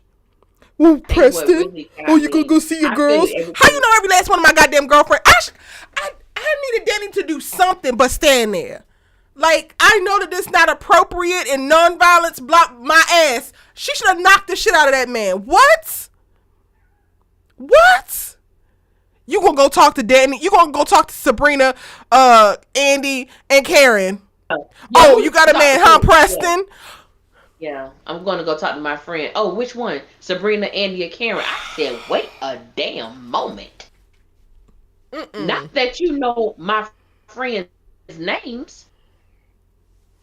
I said, first of all, and somebody just said in the comments, hold on there, who was it? Candy Love. Danny always get the creeps. Why?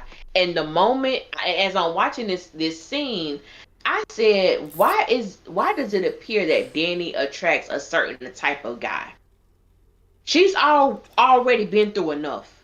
Nothing about this man's approach, in my personal opinion, is intriguing, cute, or endearing.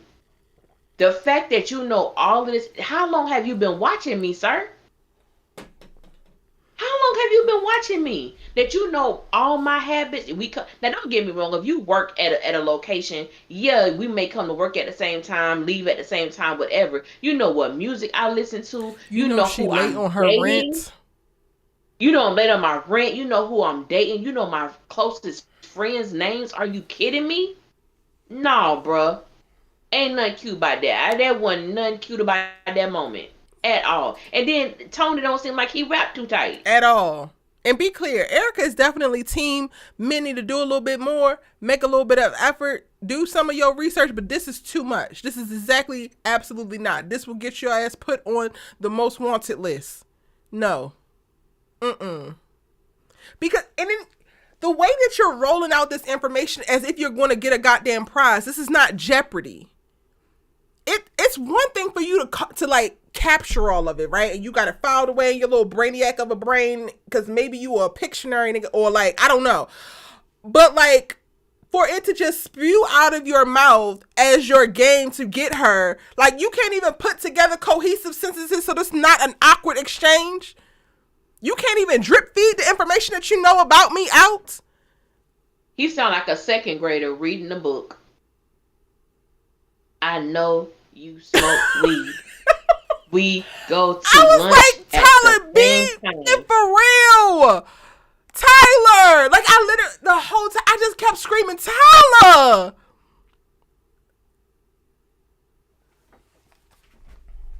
It was so cringe. It was so cringe.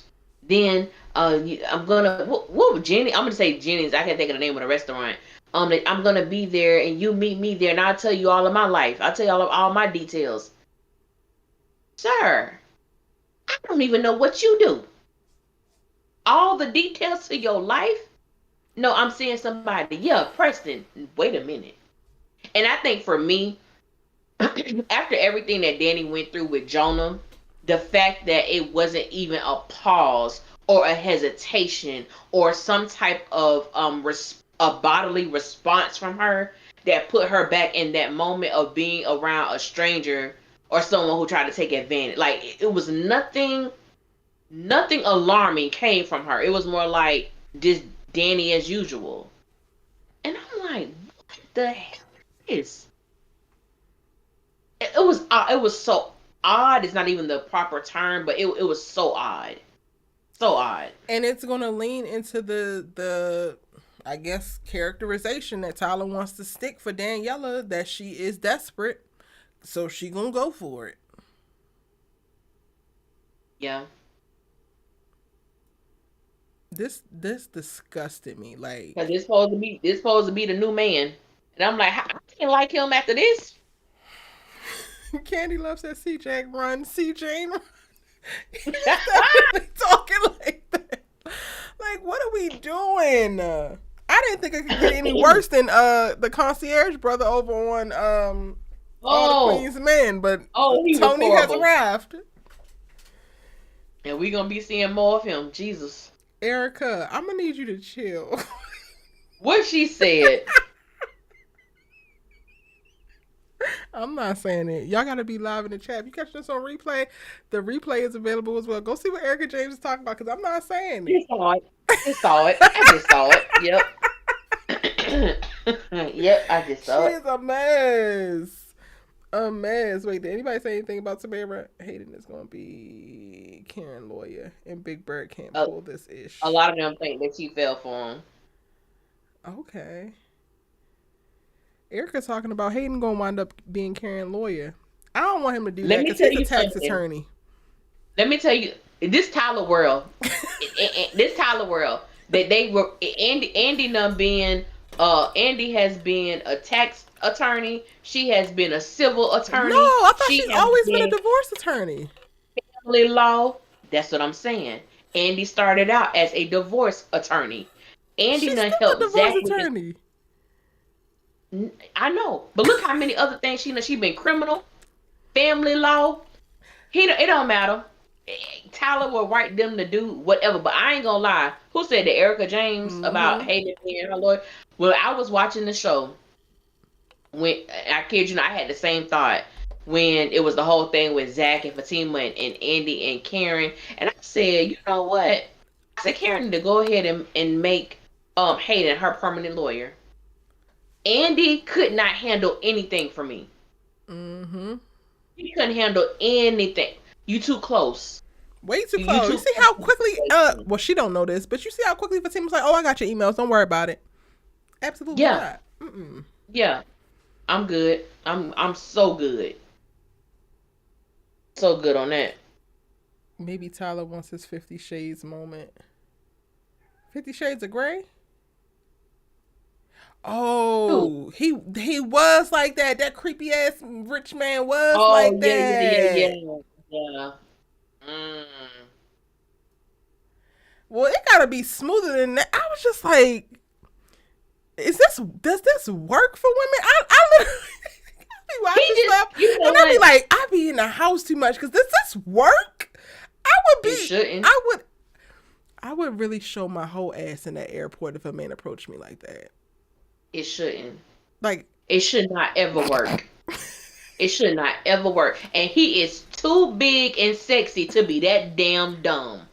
That's when a waste. He opened his mouth, I was so let down. Like, so let down.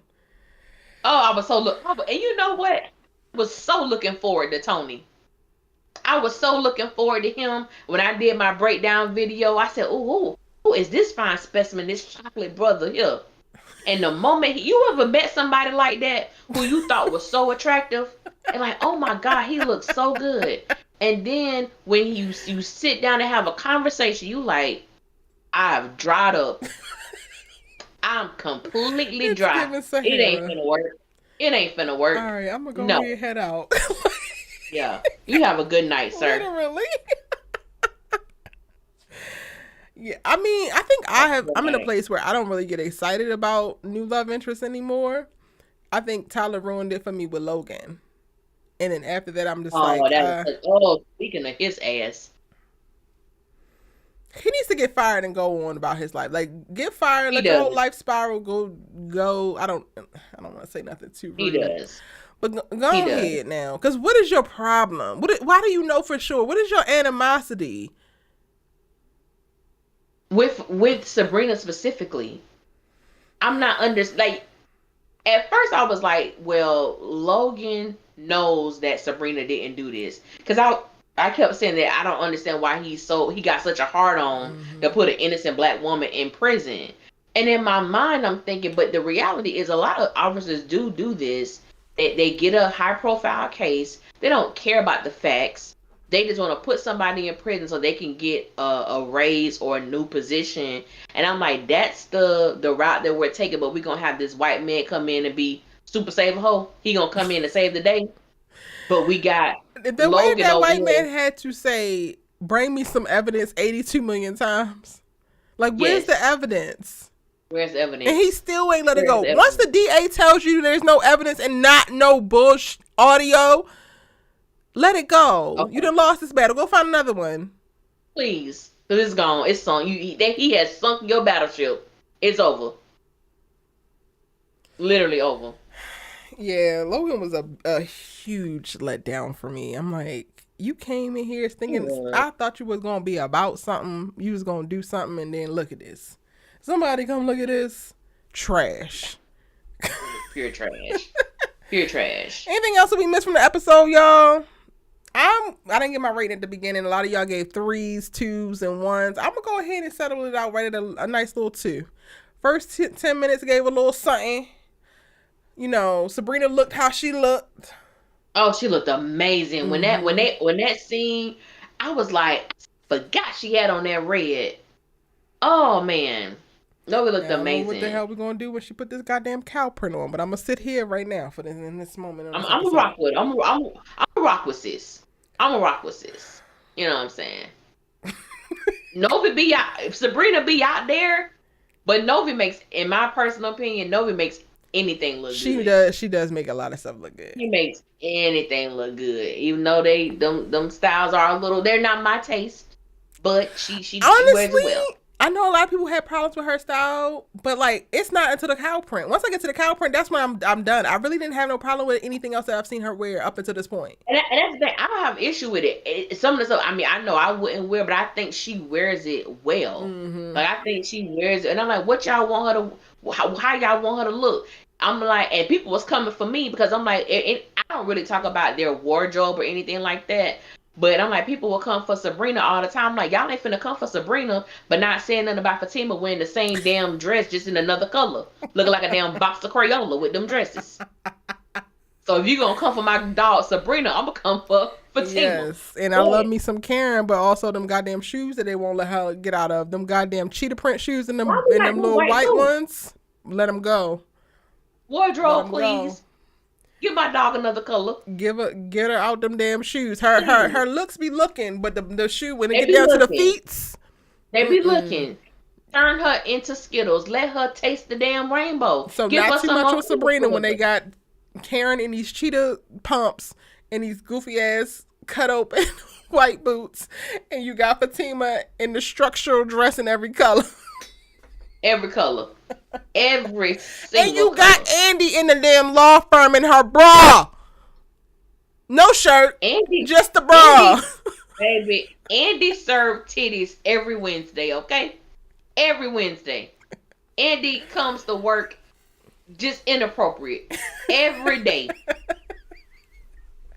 Now, some of her looks be looking, but every now and again, like I think I was rewatching season 5 and she came in with a literal black bra, nothing under, just a blazer. And I was just like, and Fatima said, you might want to button that up. Like, ain't you cool? KJ be serving, but ANDI, you come to work inappropriate, sis. Then them suits be suiting, because them suits are bomb. They look good. They are. But I'm like, I remember this one lady, she was like, I think ANDI should be able to wear anything she wants to work. I said, well, I believe that too, but not to the expense of her titties being out. You a divorce attorney. They may have probably cheated on somebody like you who's serving titties every time he go to work. You're the woman that these men be cheating on, which is causing the divorce. Cover yourself up. If you have 4 buttons, you can leave 3 button up, ANDI. You can, sis. I promise you, you still look fly. You still look good. Jeez. Oh my word. Somebody talking about some Karen wearing them Monica shoes. She's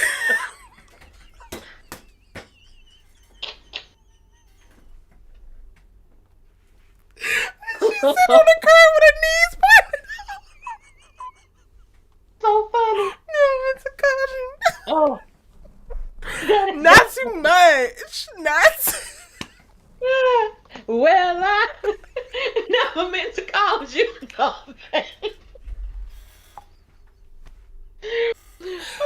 Oh my God! Not the Monica shoes. Baby. But she be putting them on though. Right. I only want to make things right. Before you walk out my life, baby, y'all are hilarious. Yeah, they gonna have to do better. Season 7, I don't want to hear about. No, wardrobe, get it together. Karen need to serve. Get it together. Get them shoes up out of here. She better not walk her ass over that duplex in them white shoes no more. Okay? Season 7 wardrobe, I know y'all already filmed. I know it's over. Let me tell y'all something. This bump that Karen's supposed to have, please do this bump justice. Do it justice. Don't be giving her no side whoppity whop bump. Give this woman what it's supposed to look like. I beg you, please. Oh, wait. Okay. So we didn't talk about Aaron. We talked about Andy's response, but we didn't talk about Aaron. And I know that's your baby. I'm a little... Oh, she didn't tell you? Yeah. Maybe it's mine. I was like, excuse me, sir? the baby's yours. And I know I said this before. I know we talked about it. I know we have different views. I honestly, I still stand on the fact that I believe that Aaron is sterile. I think Aaron can have kids. I really don't. I don't I think he mean, can have children. that would really lean into why he gives us this much and is going this far. Yeah, Because he want to believe it like, for himself. and I believe, and if Tyler plays this right, just go on this journey with me, okay? Okay. All right. I believe that Aaron is sterile. I don't believe Aaron can have kids. And so your point about that Aaron, that's why he's going so hard, because he wants to believe that this child is his. And I think if Tyler plays this right, it can show, so it can widen Aaron's character on this show to go back to his spirituality. Because in the beginning, we find out that Aaron believes that God showed him that Karen is his wife. Mm-hmm. You're the person I'm supposed to be with. And if God showed me that you're my wife, you're who I'm supposed to be with, then this child is like a miracle. And everything is going back to, God orchestrating this and God bringing this together and his belief Yep. that God spoke to him and told him this. And I'm like, if Tyler, which I don't know how they do in season 7, but I'm like, to me, and don't get me wrong, I love me some Aaron, but it has to be something more to him than just trying to figure out if he the baby daddy. Like, it has to be something more. And I'm like, I think that would be a great pivot for his character to show that the reason why he's going so hard is that he's holding on to what he believed God told him about Karen. Mm-hmm. And I really would love to see that's I was saying, just go on that little journey with me. I would love to see that. I don't think it's gonna happen, but I love it. Put her in the room, Tyler. Put her I would love in, that. Coach. No, because I think You know? I think that's really brilliant, and it will tie in how his character was introduced. He grappled a lot with his spirituality and belief, even sleeping with Karen to begin with. We had the whole thing Yes. with him running out and needing to pray, and I felt Yeah. like that was kind of like abandoned a little bit in reference to the storyline. We didn't really get to expound upon that, so like that would really help. I would also love to see more from Aaron of like, are you affected at all that Gary is a fucking menace and he's supposed to be like your protege? Yeah. Who else is in this men's group? All this Yeah. work that you're doing with Karen, clearly you have practice of serving other people. Like, let's see, like there's still, like you said, there's still so much more to Aaron outside of his relationship with Karen, his interactions with Karen, and this would be the perfect time to see it. It would be a perfect time. But do we think that Aaron is one of the men that's going to get the boot? No. I haven't No. done a The video only on that, reason y'all, but why- I'm coming. I'm going to do a video on it and talk about it. I didn't get to watch yours yet because I haven't done mine. But I heard that a couple men got the boot that wasn't supposed to, or it was secretive, and Tyler, that's not how we do things, but... Yeah, and I know a lot of people was like, because I didn't mention Hayden. And I kept it to the main characters, but honestly, I'm going to take out the truth. I don't want Hayden to go. Oh, I don't want Hayden to go either. I don't want Hayden to go. I like his, and I've always been one to, because there was a point that I was going to give up on Sisters, and that, believe it or not, if it wasn't for Hayden, I probably would have left. Because Hayden brought excitement before, because he brought excitement that just wasn't there. Like it was stuff that was just so like same old. It was something about him not giving a shit about the big bag teaminess of it all. And I loved it. Mm-hmm. I loved it in that sense. Like, and I think because it was made to, there he's opposing Zach and Fatima, but the reality was Fatima was his friend. Mm-hmm. And I feel that you're with somebody who doesn't mean you any good. Now, was his actions right? I don't think so. No, he went out of line in a lot of things. But it was like Tyler abandoned the fact that Hayden and Fatima were friends. Mm-hmm. Not just, I just want to be with her. But to me, he just always missed the deeper meaning of things. Like, it ain't gonna happen because he don't think like that. But,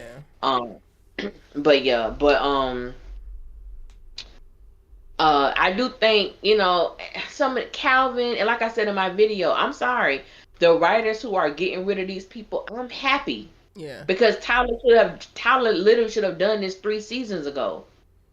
There is no reason for Calvin, and as much as people like Preston, ain't no reason for him either. What he there for? What? What is he there for? He finally got Danny back and they gave his ass the boot. Gave him the boot and But- brought Tony in. I said, Lord, she keep finding these alphabet slogans. ass Negro. Anyway, okay, but back to Aaron. I don't know how I feel about the "Can I talk to you, Andy" moment, because Aaron, you move with so much intention and conviction. You don't need these hoes' validation. You never have. Like, you don't even need Aaron's validation in most senses or in most cases. So, like, Yeah. by the end of the conversation, I was just like, well, what is it that you needed to talk to her about? Like, what were you trying to gain? Because it wasn't really clear to me what he was trying to gain. She don't know no more than you do about Karen, because Karen is on her ass. Yeah, and all he kept saying was, I've never seen her like this. I've never seen her like this before. I'm concerned. And in my mind, I'm thinking Call her mama. Call her mom. And Aaron knows enough about Karen and Andy's friendship. Because I'm like, remember, y'all just had a blow up when Karen was telling her to get the F out her house when the situation happened out at the steam plant. Because Andy knew that old dumbass was coming looking for them. Was coming. And she didn't say a goddamn word. So she let that whole thing go down with y'all. But you should have more smoke for her. But you too busy trying to be Mr. Nice Guy. I'm going to talk to her. Andy. Talk to her. And telling, you know, and I think that's for me is like, I think I've just grown accustomed to Tyler Perry just missing the mark. Because my whole thing is, whatever Aaron told Andy, it wasn't why did Pam have to leave? You ain't say nothing. You did. You revealed that you found out you're the dad. How? You didn't say, but Andy was like, oh yeah, because you know somebody work at the hospital. No, that wasn't it. Well, how do you know, Aaron? Well, wait, something just came up for me. So maybe he didn't dismiss Pam because he didn't want Pam to know. Maybe he dismissed Pam because Andy stank. Like, Andy was very much so confrontational with Pam. To her. And it's like, if you're trying to get her to talk to you, she's not going to say, she's your boss. You Fatima's boss. And meanwhile, you her all up and through. And her hoe. But okay. So I feel like I'm not trying to make excuses for him. Because I feel like that's another thing. Aaron, you got a relationship with Pam now. At this point, anything that there is to know, you're going to know. Because Pam know more than any of these hoes, the real. Because she can see right through Karen. And she actually cares about Karen in a real way. Right. So, yeah, I feel like it was more so to like placate to Andy to see if he could get something from her that she didn't feel like she was going to be comfortable to say in front of Pam. Maybe low key, Andy jealous of Pam. You think so? Because whether she's an employee or not, or, you know, she wants to make it a point all the time that Pam is the employee, but Karen talks to Pam. Karen trusts Pam. Karen rides for Pam. She does. Yeah. But you were saying that you don't know what he was trying to get. Yeah, I don't know. Like you were saying, what was his intent? Like, what was he trying to get? And it's like, I don't know. I think when he made the statement of like, "Oh, she didn't tell you," like he felt. And it's like, sir, she didn't tell you. So what the hell are we talking about? Right. So I'm like, "Oh, she didn't tell you." No. So there is no. Even if you do know, and I understand, like. It made me feel like, okay, this your friend. But even with that, like I said, Aaron knows too much about that. The next person to contact would have been Karen's mother, not Andy. At all. Because I'm like, you obviously can see the dynamic between Andy and Karen in this moment. And you gonna talk to her to talk to Karen, like, for what? I'm not sure. I'm not no, sure. But like you even pointing out, like, oh, she didn't tell you. Sir, she didn't tell you either. Girl, I was just about to say that she didn't tell you either, Aaron. What you mean? Tyler, So this is what I'm talking I'm about, not y'all. I don't know how much of this I can do. I don't know if I can do 10 more episodes of this. Yeah, it's just. And how do you know? That's the $1 million question. How do you know that it's your baby? And it's not a HIPAA violation, and it's not the doctor that you already got information that you was not supposed to get from. How? So who's telling you? Did you clone her emails? If you didn't see the papers, did you hijack into her email? How do you know this Aaron Carter? So I'm curious about who's revealing this information. Y'all tell us in the chat. How does Aaron know that he's the daddy? I just hate it, Allie, that like we're still here. That we're gonna go the next 10 episodes still not knowing who the damn daddy is. It's gonna be a bunch of back and forth. I know, and it's gonna be one of those things where I'm like, I don't really care. Like when I do my review, I'll be like, yeah, we're still trying to figure out who the baby daddy is, but who care? I don't. Next. I'm still saying this Zach's baby, and y'all gonna fight the wall, punch the air, slide down the wall about it. It's Zach's baby. That's why. Until the next. My thing is until it is proven otherwise, Zach is the father when it comes to me. There's little pipe dreams and stalker missions ain't gonna deter me from saying that. I don't give a damn what Aaron's talking about in this moment. Okay. I don't care. Aaron, baby, go have a snick and a coke and a smile, baby, because that baby ain't yours. Because you also not trying to turn Jennifer loose. Who in the hell was it that you were trying to meet up with after Karen and Zach put you on your ass and you was at that coffee shop? Like, okay. I love you, Aaron, but also not too much. Yeah.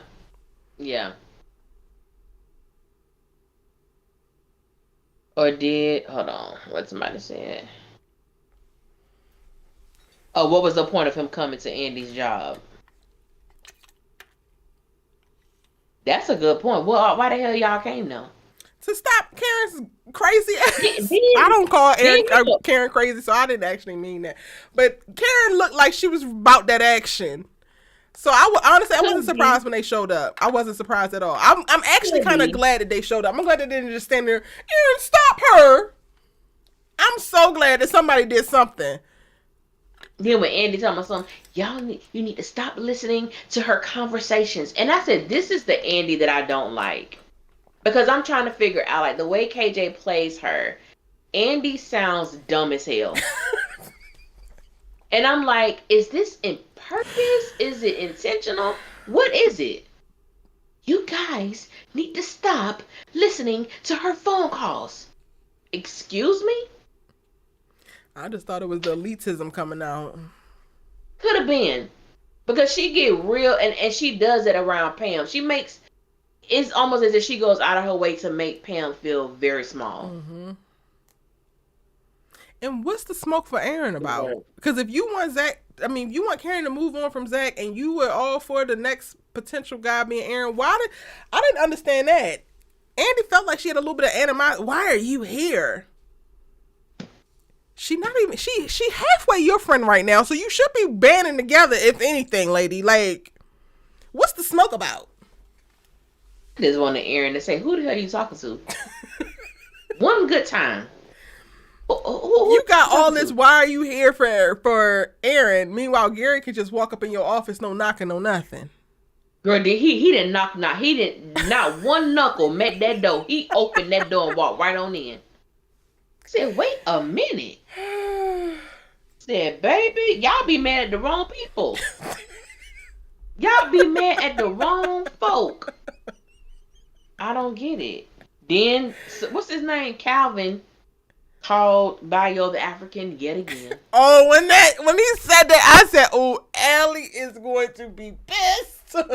Girl, you know I was. You know, the African. I said, Calvin. But Sabrina said, Calvin, you know his name. She did. And I don't mind seeing him go either. I don't mind seeing him go. I love Anthony, and he's doing great over there with the Country Wayne skits. He making his bread. He making his money. But sisters, brother, it ain't serving you no more. It Mm. ain't serving you no more. It's just not at all. But yeah, I was just because what are you doing? Yeah. You have notes. I mean, nothing. Nothing. Maurice, damn it, they can get rid of him too for all I care. Really? I don't give They a gotta release hot this. They gotta release this bank robbery storyline. Cause Maurice, I think it was a nice addition. I love. Well, I'm not even gonna say like. I love Maurice the same way that I love Pam. Like I think that Pam is to Karen as Maurice is to Sabrina.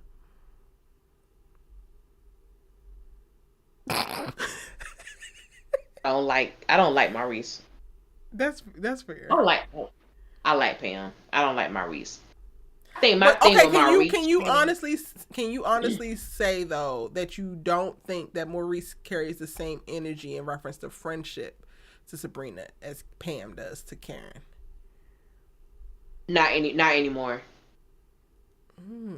The way that he handled this situation, um, it made me even question if he really valued Sabrina as a friend.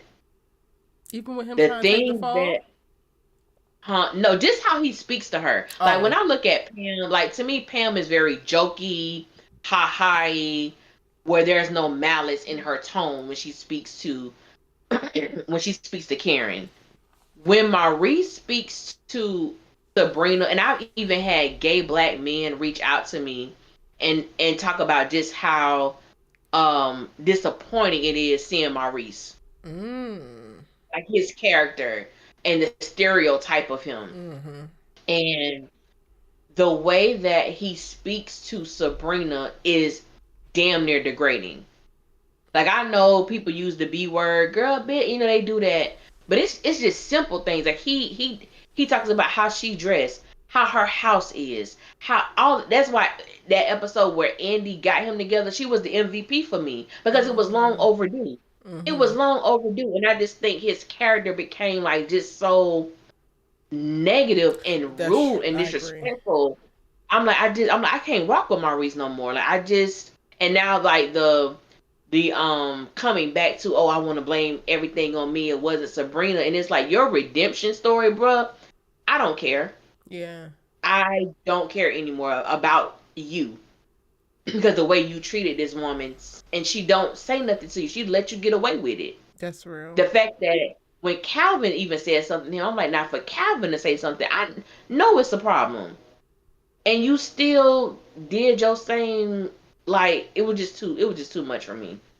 It was And too much for me. I think like my writer brain has been filling in a lot of gaps and providing a lot of grace for Maurice because it felt like with us learning the backstory of his, parents, his Yeah, upbringing, seeing his insecurities peak out, that would all make sense for you to lash out at the people closest to you, for you to be negative. But since Tyler never like double back on that and went any deeper, it became this surface level trivial nitpicking when it could have been a spiral downward that really propelled him upward once he hit rock bottom.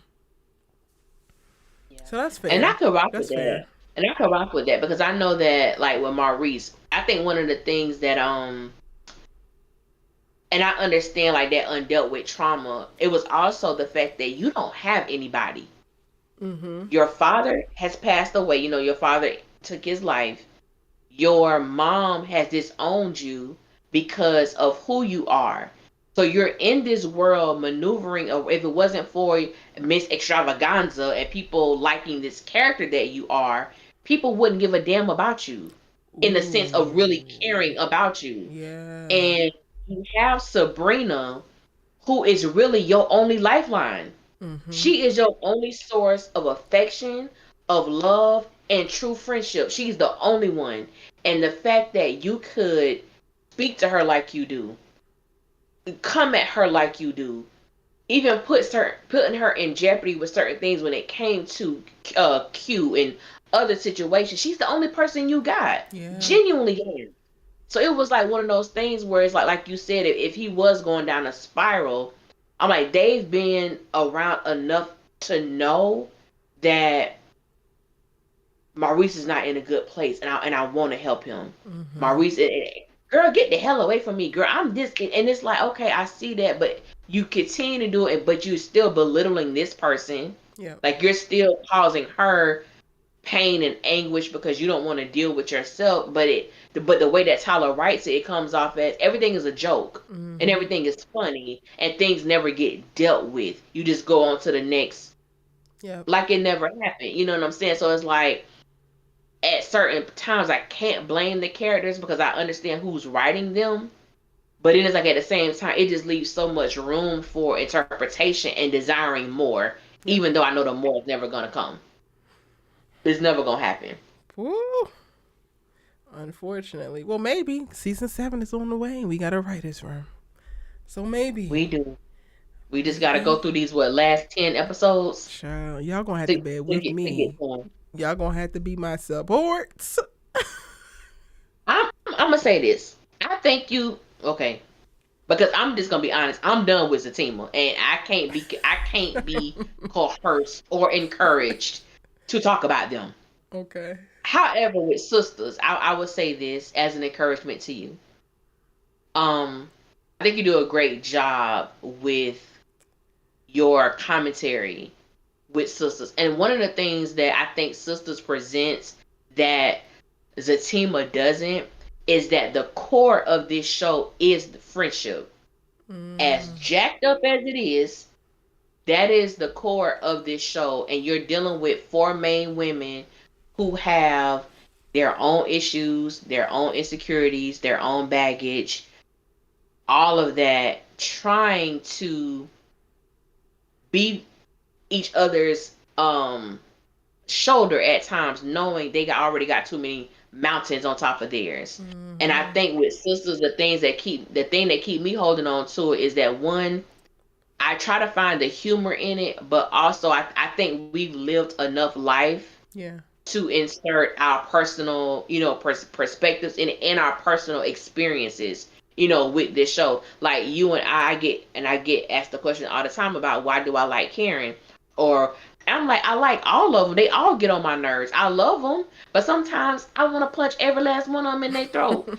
However, I can understand certain situations, and the situations that I may not have experienced personally. I have enough friends in my life and family members that have been these people, that have been in abusive relationships, that stayed, that married these. I have a friend who married someone who sexually abused her, who took advantage of her, and she married him and birthed 2 of his children, not dealing with with what happened to her.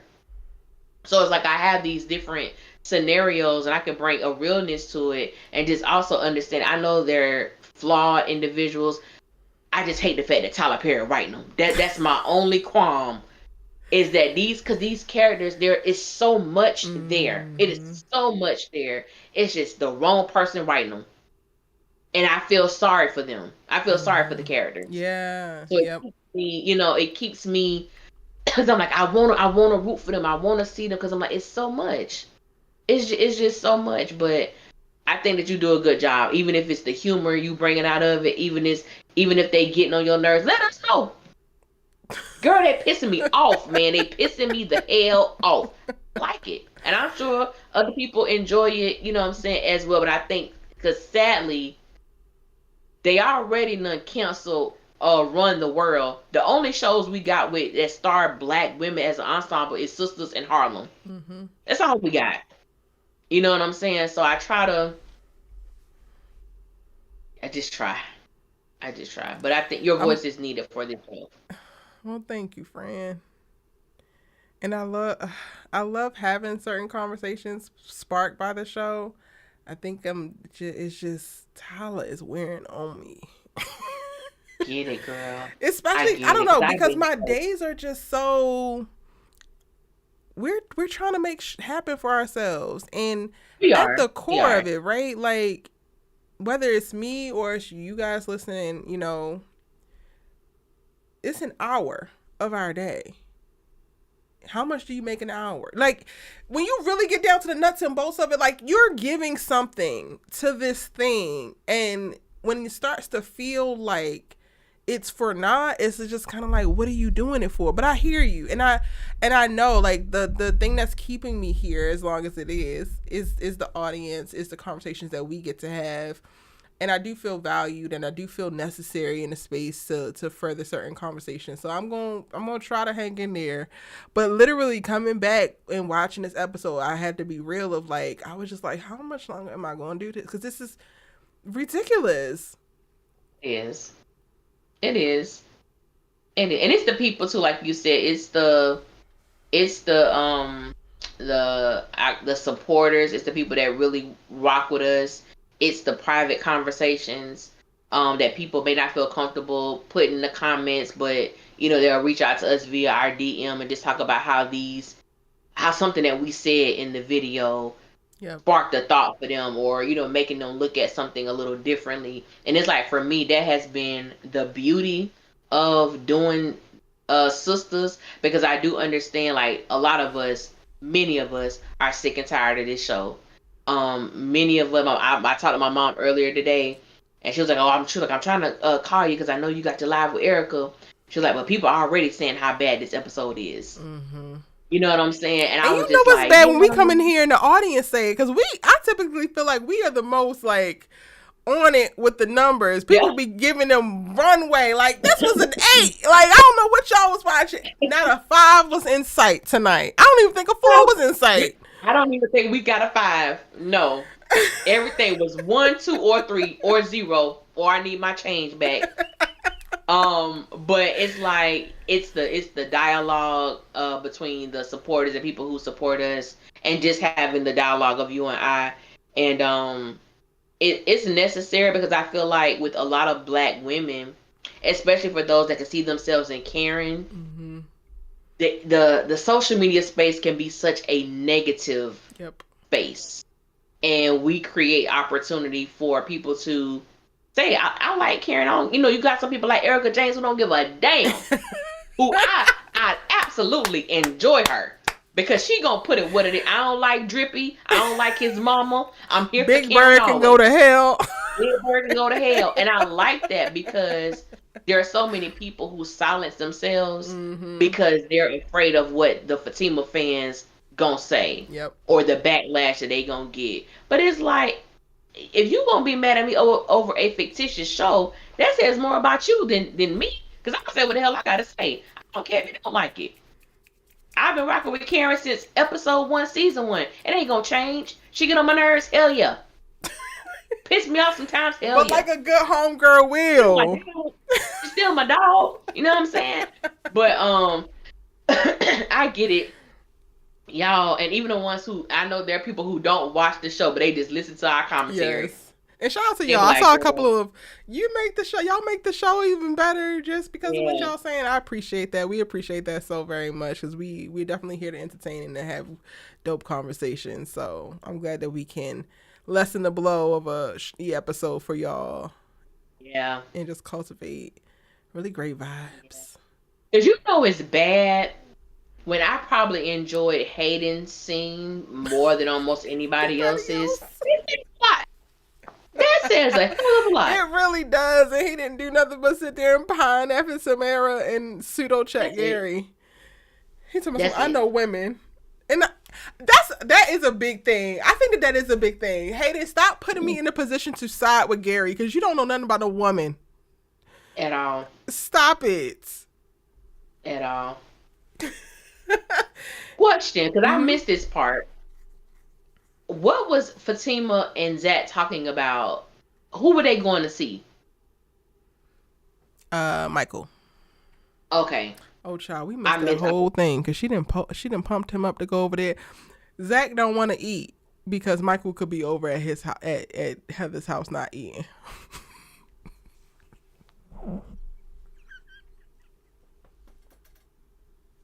I'm done. I'm not laughing at the circumstance. I'm laughing because Zach is not for real. He is full of shit. He is so... Everything with him is so convenient. Like, he conveniently gets so self-righteous and so, like... That is a very real thing for parents out here who are going through similar circumstances. So I am not laughing at parents like this. I'm laughing at Zach cosplaying as a concerned father. So much so that he can't eat. Fatima trying to give him some food. She's like, you need to eat. How am I supposed to eat when my son probably over there not eating? Sick order. Okay, so that's what leads him to go over and get the fight, have the altercation with old boy. Okay. You spent the whole day at the law firm and you couldn't have swung by Mickey D's and dropped a Happy Meal back over that hole if you thought that boy really wasn't eating? You said that she was going to sit at the law firm while Fatima does her job to make sure she don't even go fight Karen. But now you want a hunger strike at home because your son don't have no food. I can't. Well, it's so Zach is so unserious. Zachary Taylor is so unserious. Tyler, you can't just say stuff. Like, you can't just, stuff don't just happen. You have to build it up in them. Zach just be trying to say all the right things and it's coming from absolutely nowhere because he has no growth. What are we? Correct. He gonna stay at the law firm all damn day and then come home and be on a hunger strike? What? If you was that concerned about your son, you would have been sitting your ass outside her house in a car, watching. And Chrissy said, and what makes him think the child is not eating? But that goes back to the happenstance of Zach just saying all the perfect things.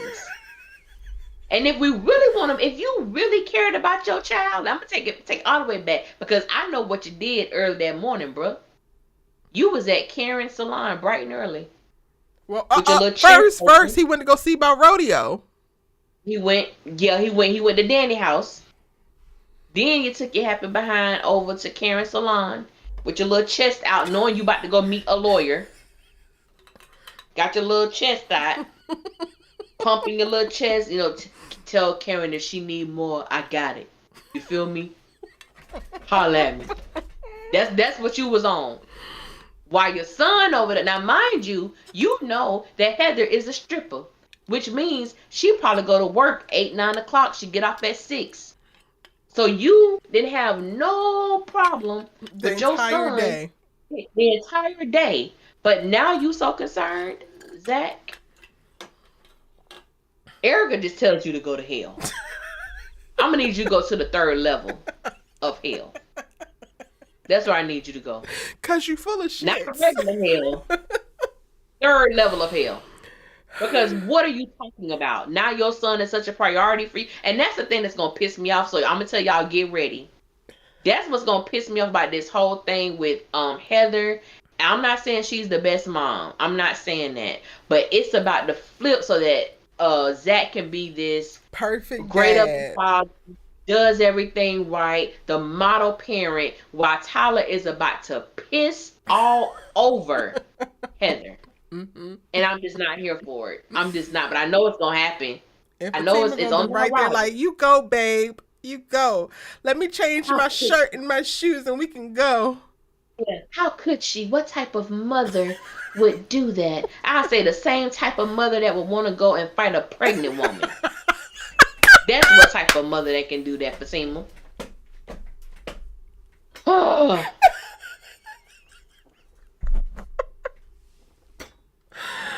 Oh my God. I just get so sick of, and people think like I just don't like Zach and Fatima. And not that I do like Fatima. The thing that just gets me is that Tyler just like, it's not us, babe. We're good. It's the outside forces. Oh, now I'm not going to eat because my baby might be hungry. You just thought about his hunger that day? That day. This hour, get the hell out of here. I've been running around Atlanta for 12 hours. It's so unserious. It's outside forces, Fatima. The outside forces just compelled the Zach attack about his ass when he was behind Deja. Was it outside forces that pushed his ass over that bathtub that you don't know about so he could cut that water off and look at Deja all seductively? Okay. Oh, was it it outside forces that threw Karen's ass up against the wall in the office and got her pregnant? Was it outside forces then? Was it outside forces that told Deja, I'm trying my best not to out of you? Was that outside forces, Fatima? Was it outside forces that went to the projects looking for some punani? Was it outside forces when he told what's her name? Oh my God. What's the friend name? I'm messing up my sermon. Angela? What's his friend. Connie. Oh. Was it outside forces, Fatima, when he told Connie, I need to talk to you upstairs? Because he went up there with the intention to have sex with Connie. So that goes back to Fatima thinking her coochie is here to save the world. Baby, your outside and inside forces ain't working. Nope. Was it outside forces when he wasn't able to consummate the betrayal, but he still brought his ass home, got drunk, and then called you a bitch and told you, yeah, after real good? Real good. Was it outside forces? Was it outside forces that broke that champagne bottle? No, that was his force when he told your ass to leave. I'm just saying. Since we want to talk about outside forces, but ain't no damn outside forces. No, it's you. It's y'all. Outside forces.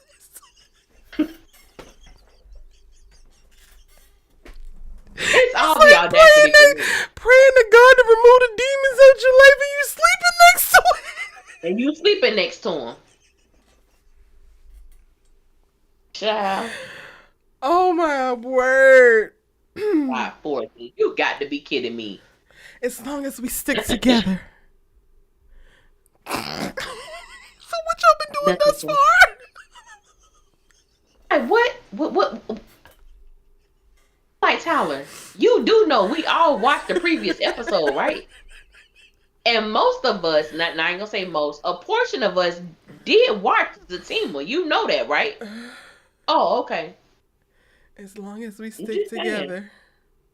Mm-hmm. Just saying. As long as you stick together and ride into Zach's next fuck up. Until the next, because you know it's coming, and it's coming soon. It's coming soon. I just can't. And I'm reminded back to when Zach told Fatima that he wanted to get his son, he wanted to have primary custody of Michael. And Fatima was not ready for that. Mm-hmm. But you telling me 4 days later you ecstatic because you pregnant? I'm not understanding this. It's just, it's a lot. It's a lot. Yeah, that's all I got. I think. And Ziga said outside forces made him say he never lost someone like Karen, even though his mama died. Can we discuss? That is, I'm so glad you said that because I thought about that earlier and the thought escaped me. Baby, let me tell you something. Do you know how deep that is? Oh, now that we're back on here and we have confirmation now. I can't.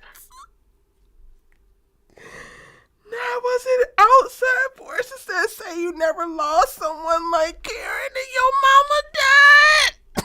That is, baby, that comment takes the cake. Wow. And I'm so glad that you said that because, and I've said this several times, they cut that intentionally because we didn't know that Zach's mom died yet. We were still on Sisters. And I remember asking Eric, I said, did Zach's mom die? She was like, girl, I don't know. Because I'm like, is Zach trying to tell me he esteems Karen higher than his mom? Now, let's break this down because this really goes to show just how much Fatima is truly worried about this thing with Karen, even though Tyler may not go in this direction. For him to tell Fatima that one of the reasons why he responded the way that he did is because he never lost somebody that close to him, not even my mom. When Fatima attempted to bring up Zach's mom in their argument, Zach went to another level of anger and aggression and told Fatima that his effing mama was off limits, Yeah. not to ever bring up his mom. Ever. They proceeded to call her a B, break the champagne glass, told her, the bottle told her she need to get the hell out. So if I'm the girl, if I'm the fiance, I'm gonna be playing this in my mind. This is the same woman who you esteem higher than your mom, who you went slapped the hell off on me because I brought her up.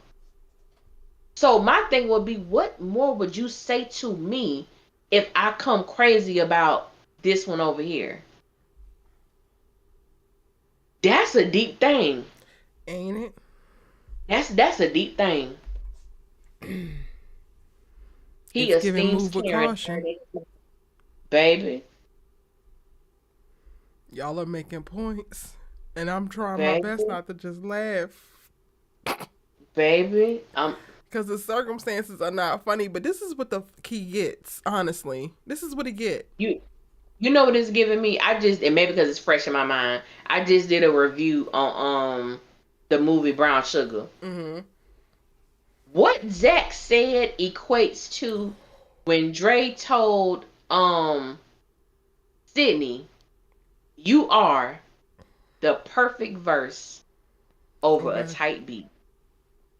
If somebody say that to your woman or man, baby, just bow out because you ain't the one. You ain't it. You ain't it. You ain't it, and they just don't know it yet. But You I don't ain't even it. know, Ellie, this might be a conversation that we got to table and come back to, because Okay. I don't even know if the audience is ready for that. I don't know if the Okay. audience is ready to have a conversation about the very real minutia in between to make up the breakup. Yeah. Yeah. It's deep, baby. We didn't already That's point it it. out on past episodes how Zach was smiling more than we ever seen him smile at the damn coffee shop going down memory lane. We already know how the hug went down and the caressing when Okay. Because the tone that Zach was speaking to Karen in at that coffee shop, there's a different, like, I have exes that I would like chill with, but my tone would be very different. But the ones who I'm thinking like, damn, he looking real good. Alicia, what you think about? Just the past and how things. My tone is gonna be different because there's a certain energy that I'm putting out there. The energy that Zach was giving Karen made me understood why she brought up the bathroom, because that's what you giving me.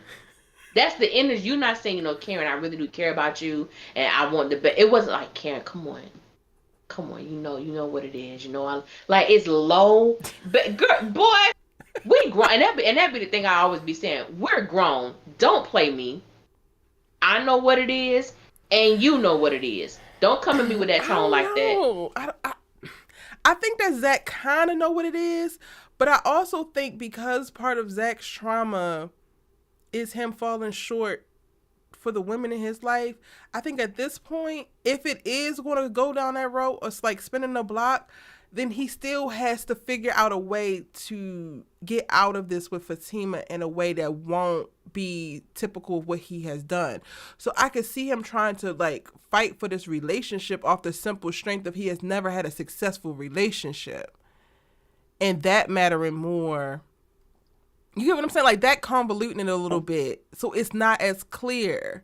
Because he does in that moment say, I'm with Fatima. But you're right about tone and all. Like, it's just, and then Zach is like just in the beginning of his therapy journey. Like, I feel like there's so much that Zach has that he has tucked away that is going to be unlocked to him if he continues with therapy and he continues to actually grow. But those are very real possibilities. Very real. Yeah, baby. Yo, we didn't even do much about Zach and Fatima going over to Dan Michael's house, and I'm perfectly fine with that. Anything else, Allie, that you want to add on? They did it in this episode. They were leaving to go at the end of this They were leaving episode. to go. Okay, okay. I think that's everything that happened. I believe so. That's his "I love you" voice. Angie said, but Fatima said she It, knows his voices. Did it you must have check been the that when you was checking outside the forces. cameras? You checked to make sure he ain't going to the bathroom. Did you check to see what he sounded like? I What he can't. sounded like, These clips gonna go baby. up on Twitter. They gonna be. Listen here, Erica James. You better be out here in these Twitter streets because I ain't trying to be out here alone. But we finna light this up. We Erica Jane, what's your thing on Twitter? Yes. What What's is your it? handle? And Zinga said, "Boom!" In the words of Sasha, I love it. All the outside forces are remnants of Zach's choices. Mm, yes, Natalie.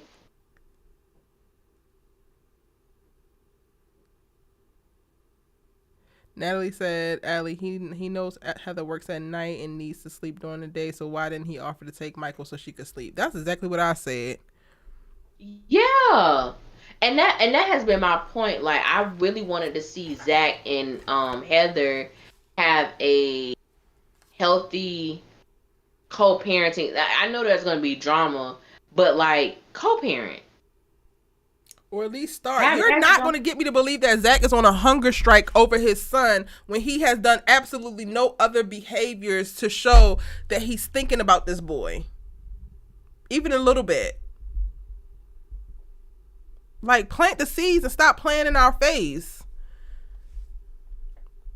Yeah. I know that they're not going to snap right into great co-parents immediately, but like, Zach be going from 0 to 100 too quickly, and I'm tired of Tyler just gifting him with great positioning. And that's and that was the issue for me. Like how you go from I can understand not liking how you seeing your child's living situation, but then you go from wanting to automatically just take her child.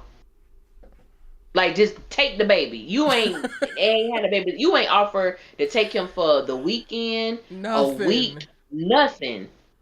You can't control the type of man she has in her house, neither can she control the type of woman you have at your house. Let's not forget, baby, your fiance pulled out a gun and fired. And you bringing your son into that environment. So let's not act like it's all peachy key at your house. So it ain't the best environment, but just to take the child completely. And now the baby got to be getting abused by her boy. Like it's just everything is just set up for Zach to look superior. And that is so when people feel like, oh, you just be down as Zach. And it's like, no, because no other character receives this type of treatment. No other character is set up like this. None of them. None of them. Only person that's set up like this is Zach. And I don't like that. Not because he's a man, and it's because this show is called Sisters. This show is about 4 women and their friendship and their dating life in Atlanta and going through those type of struggles. And this show slowly but surely became about Zach and everything benefiting him. Mm-hmm. And that's what I have the issue with when it's not about him. You even gave him his own show, and then you still got the woman that's connected to him sacrificing for him to still be the elevated one. They ain't elevating together, it's him, and then you just come along for the ride. Mm-hmm. And I'm just like, I'm tired of that. I don't like that at all. Same. All right, y'all. I think that is pretty much it. Yeah. Y'all check out. I have my review up tomorrow sometime. I don't want to give a time. And check out on my channel. I got the what's it called? Back Down Memory Lane, which I'm doing like movie reviews. So far, I've done Love Jones, Brown Sugar. This week will be Double Platinum with starring Brandy and Diana Ross. And to close out October, I'm gonna do Soul Food. And then next month, it'll be a whole nother list. So I'm gonna do it. Come out every Saturday. Every Monday, I have a new series coming out called Say What, Say Huh. And Say What, Say Huh is going to be consisting of the comments from my videos where I'm going to pick certain ones to go in depth with. Well, it's gonna be fun. If I don't agree with you, I'm not gonna disrespect you, but I'm gonna tell you I don't agree with you. And just have fun and just go a little bit into depth about what people are saying.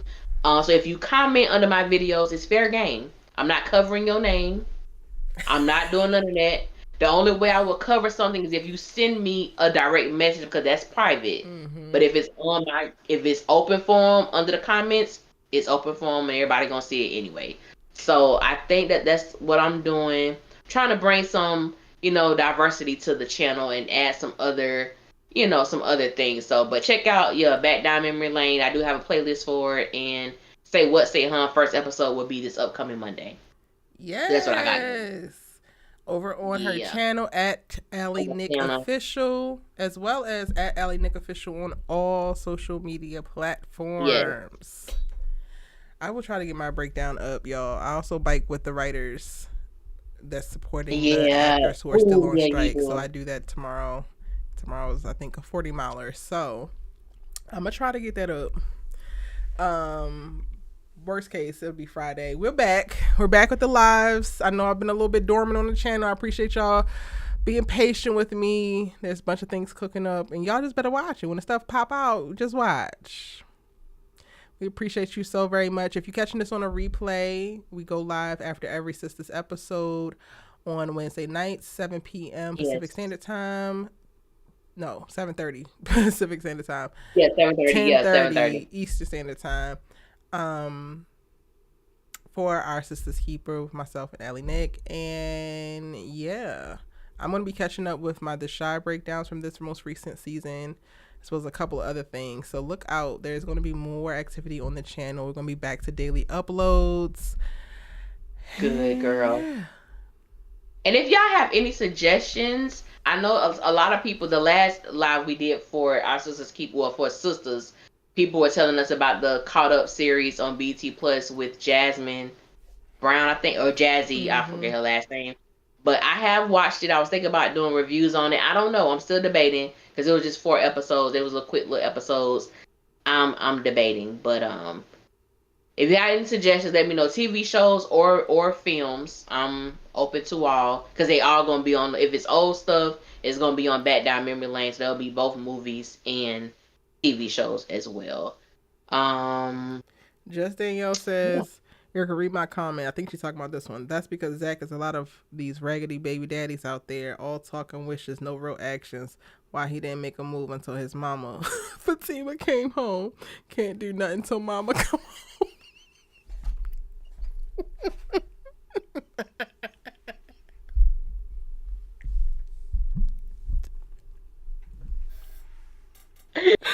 You know. Listen here, the way the tides have turned, I am thoroughly enjoying it. Okay. That is how I feel. That is exactly. Those are my thoughts. My saying is that Zach cannot take a without asking Fatima how much toilet paper he should use. He got to get permission for everything. Dude, stop it. Stop it. And with that said, y'all, we're going to go ahead and get it. Oh. Zinga. Found is a great show, and I watch it. My mom was telling me about it. I think they have 3 episodes out. Eric, I think you would really like this show. I only watched the first one, and I don't think I was paying it all the way attention, so I was like, yeah. It's one of them shows I wasn't you do excited. Have to oh, I'm excited about it. Found is a great show. I'm gonna watch it though because it's from NK, and NK is the showrunner over on All American. So I had already planned to watch it. Yeah, this is like her original project though. So like she didn't create All American, she just kind of stepped in. But she created Found. So I definitely wanted to support her. And now I'm like, yeah, it is episode 3. I'm like 2 episodes behind. It's really good. Y'all about to get some live reactions from me because these damn videos, child, and I'm just gonna have to press record and go.